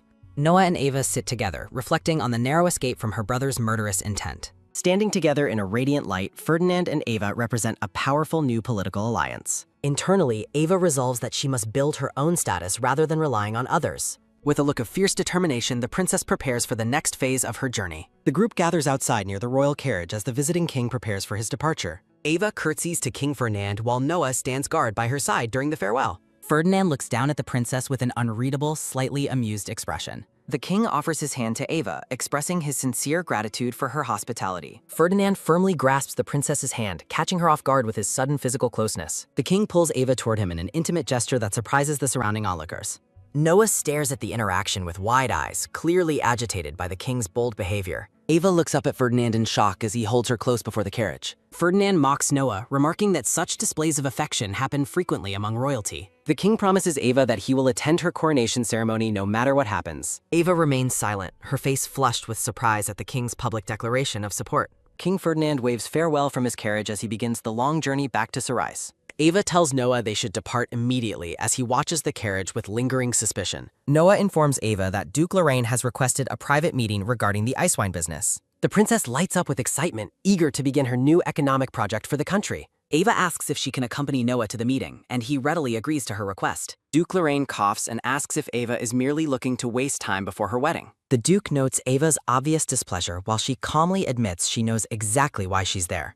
Ava explains that since the meeting concerns ice wine, she is the most qualified person present. Duke Lorraine is baffled by her involvement, but Ava reveals she proposed the ice wine idea. The Duke glares at the princess, accusing her of disgracefully stealing credit for someone else's work. After the Duke tells Ava to act with dignity, she retorts by questioning his own lack of respect. The princess offers a subtle, knowing smile as she prepares to challenge the Duke's dismissive perspective. Ava reflects on the deep-seated social prejudices that limit women to domestic chores and manual labor. Standing tall, the princess condemns the unfair practice of judging individuals based on outdated gender biases. Ava admits she used Noah's name to pitch her idea, fearing no one would listen otherwise. The princess declares her readiness to take full responsibility for her proposal, regardless of the outcome. Duke Lorraine realizes the princess lacks trust in him, but acknowledges the weight of her conviction. Observed through the window, the Duke sits in contemplation, processing Ava's bold admission of her involvement. Duke Lorraine grants Ava control over the project but warns her that the ice wine business is failing. The princess reacts with visible shock, realizing the gravity of the economic situation she must now resolve. The Duke explains that high production costs are preventing the ice wine from selling to the public. Ava listens intently as the Duke details the financial risks involved in the struggling wine venture. Local merchants face potential bankruptcy because they cannot recover the steep costs of stocking the ice wine. Ava receives a detailed report on the business situation, expressing her gratitude for the transparency provided. While Noah stands by her side, Ava carefully reviews the documents to understand the market's failure. A weary sigh escapes the princess as she realizes the complexity of the task ahead of her. Ava confirms that the current business model is unsustainable and the wine will never sell this way. Determined to succeed, the princess excitedly announces that they must completely overhaul their current marketing strategy. Duke Lorraine looks exhausted by the situation, even as Ava's confidence begins to pique his curiosity. Ava recalls her previous life's business expertise and asks the Duke about their first meeting's location. The princess fixes the Duke with a sharp, challenging gaze, refusing to be dismissed by his skepticism. Ava confronts the Duke's prejudice, asking if he truly believes women are incapable of having an education. In a memory, Lord Andre aggressively defends his capabilities against another nobleman's insulting remarks during a confrontation. The Duke stares at Ava in stunned silence, clearly taken aback by her fierce and intelligent rebuttal. Duke Lorraine realizes the princess has already formulated a comprehensive plan to save the failing business venture. Extending her hand, Ava invites the Duke to form a mutually beneficial deal to solve their problems. The Duke remains skeptical of the proposal, questioning the nature of the bargain the princess is offering. Ava speaks with absolute conviction, her focus narrowing as she prepares to state her non-negotiable terms. Duke Lorraine notes that the princess possesses a commanding presence reminiscent of a younger Lord Andre. The Duke realizes that Ava possesses far more leadership potential than her brother, Emperor Aaron, ever displayed. Contrasting Ava's strength with Aaron's pathetic nature, the Duke finally decides to accept her bold challenge. Duke Lorraine considers the possibilities if Ava successfully manages to distribute the expensive ice wine across the kingdom. The princess awaits his final answer with a mix of anticipation and hidden anxiety behind her smile. The Duke shakes Ava's hand, but she clarifies that she requires one specific favor in return. Ava demands that the Duke help her dissolve her royal engagement with King Ferdinand as her payment. Duke Lorraine is completely stunned by the request, unable to believe she would trade business for freedom. Later, Noah serves the wine to Ava, who is immediately impressed by its exceptionally rich floral aroma. Taking a sip, Ava is delighted by the wine's intense sweetness, which exceeds her initial expectations. While Noah watches her reaction, the princess enjoys the drink, finding the perfect angle for her marketing. Noah looks on with surprise, noticing the genuine joy the sweet drink brings to the princess's face. Ava explains her tasting notes to Noah, realizing the wine's unique properties are its greatest selling point. Noah acknowledges that the sweetness is unexpected, agreeing with Ava that it differs from traditional dry wines. The princess envisions rebranding the wine as a luxury dessert accompaniment to attract a new target audience. Noah repeats her idea with confusion, struggling to grasp the concept of wine being served as a dessert. Ava smiles confidently, realizing she has found the key to unlocking the wine's untapped market potential. She explains that women love sweets, and dessert wine would appeal perfectly to high society noblewomen's tastes. Ava points out that men currently dominate the alcohol market, leaving the female demographic entirely ignored. Full of renewed energy, the princess prepares to launch her revolutionary business plan and change the industry. Ava acknowledges the high price is a barrier but refuses to lower it, choosing a different path. Recalling her past life, Ava resolves to brand the wine as a high-end luxury product for elite women. Ava discusses the logistical details for the upcoming Tea Party promotion of the new ice wine. Ava hopes to find an influential woman to advertise the wine while Noah sighs beside her. The princess ponders the search for someone who embodies the ideal standard for noble women to admire. Noah asks if she is looking for the ultimate icon to lead her new marketing campaign. Ava excitedly asks for suggestions, but Noah wonders if she is truly unaware of her status. The princess offers a playful apology for being unfamiliar with the key figures of high society. Noah leans in close to the princess, startling her with his sudden and intense physical proximity. Ava's cheeks flush red as she gazes back at Noah during their unexpectedly intimate encounter. Overwhelmed by the closeness, the princess notes to herself that her face is feeling quite hot. Noah stares at her warmly, declaring that in his opinion, there is only one perfect candidate. Noah holds Ava's hands as he prepares to explain why she is the best social influencer. When Ava asks if he means her, Noah asks if she has forgotten she is the only princess of the Lorraine Empire whom noblewomen swarmed with questions at the recent ball. Noah explains that at the recent ball, the noblewomen were already swarming her with many questions. A flashback reveals noblewomen asking Ava about proper etiquette and bows, proving her growing social power. Noah's serious expression emphasizes his belief that Ava is the most qualified person for the task. Ava looks at the black-haired man, beginning to realize the true extent of her own royal influence. The two stand together in the room, the princess processing the weight of her new responsibility. Internally, Ava resolves to succeed so that no one can ever call her a worthless princess again. With fierce determination, Ava announces she will officially become the face of the ice wine campaign. A bottle of wine and an empty glass signify the beginning of the princess's entrepreneurial journey. The grand silhouette of the palace marks the location where Ava's influence will soon be tested. An unseen individual asks Ava for her thoughts on the latest social trends inside the palace.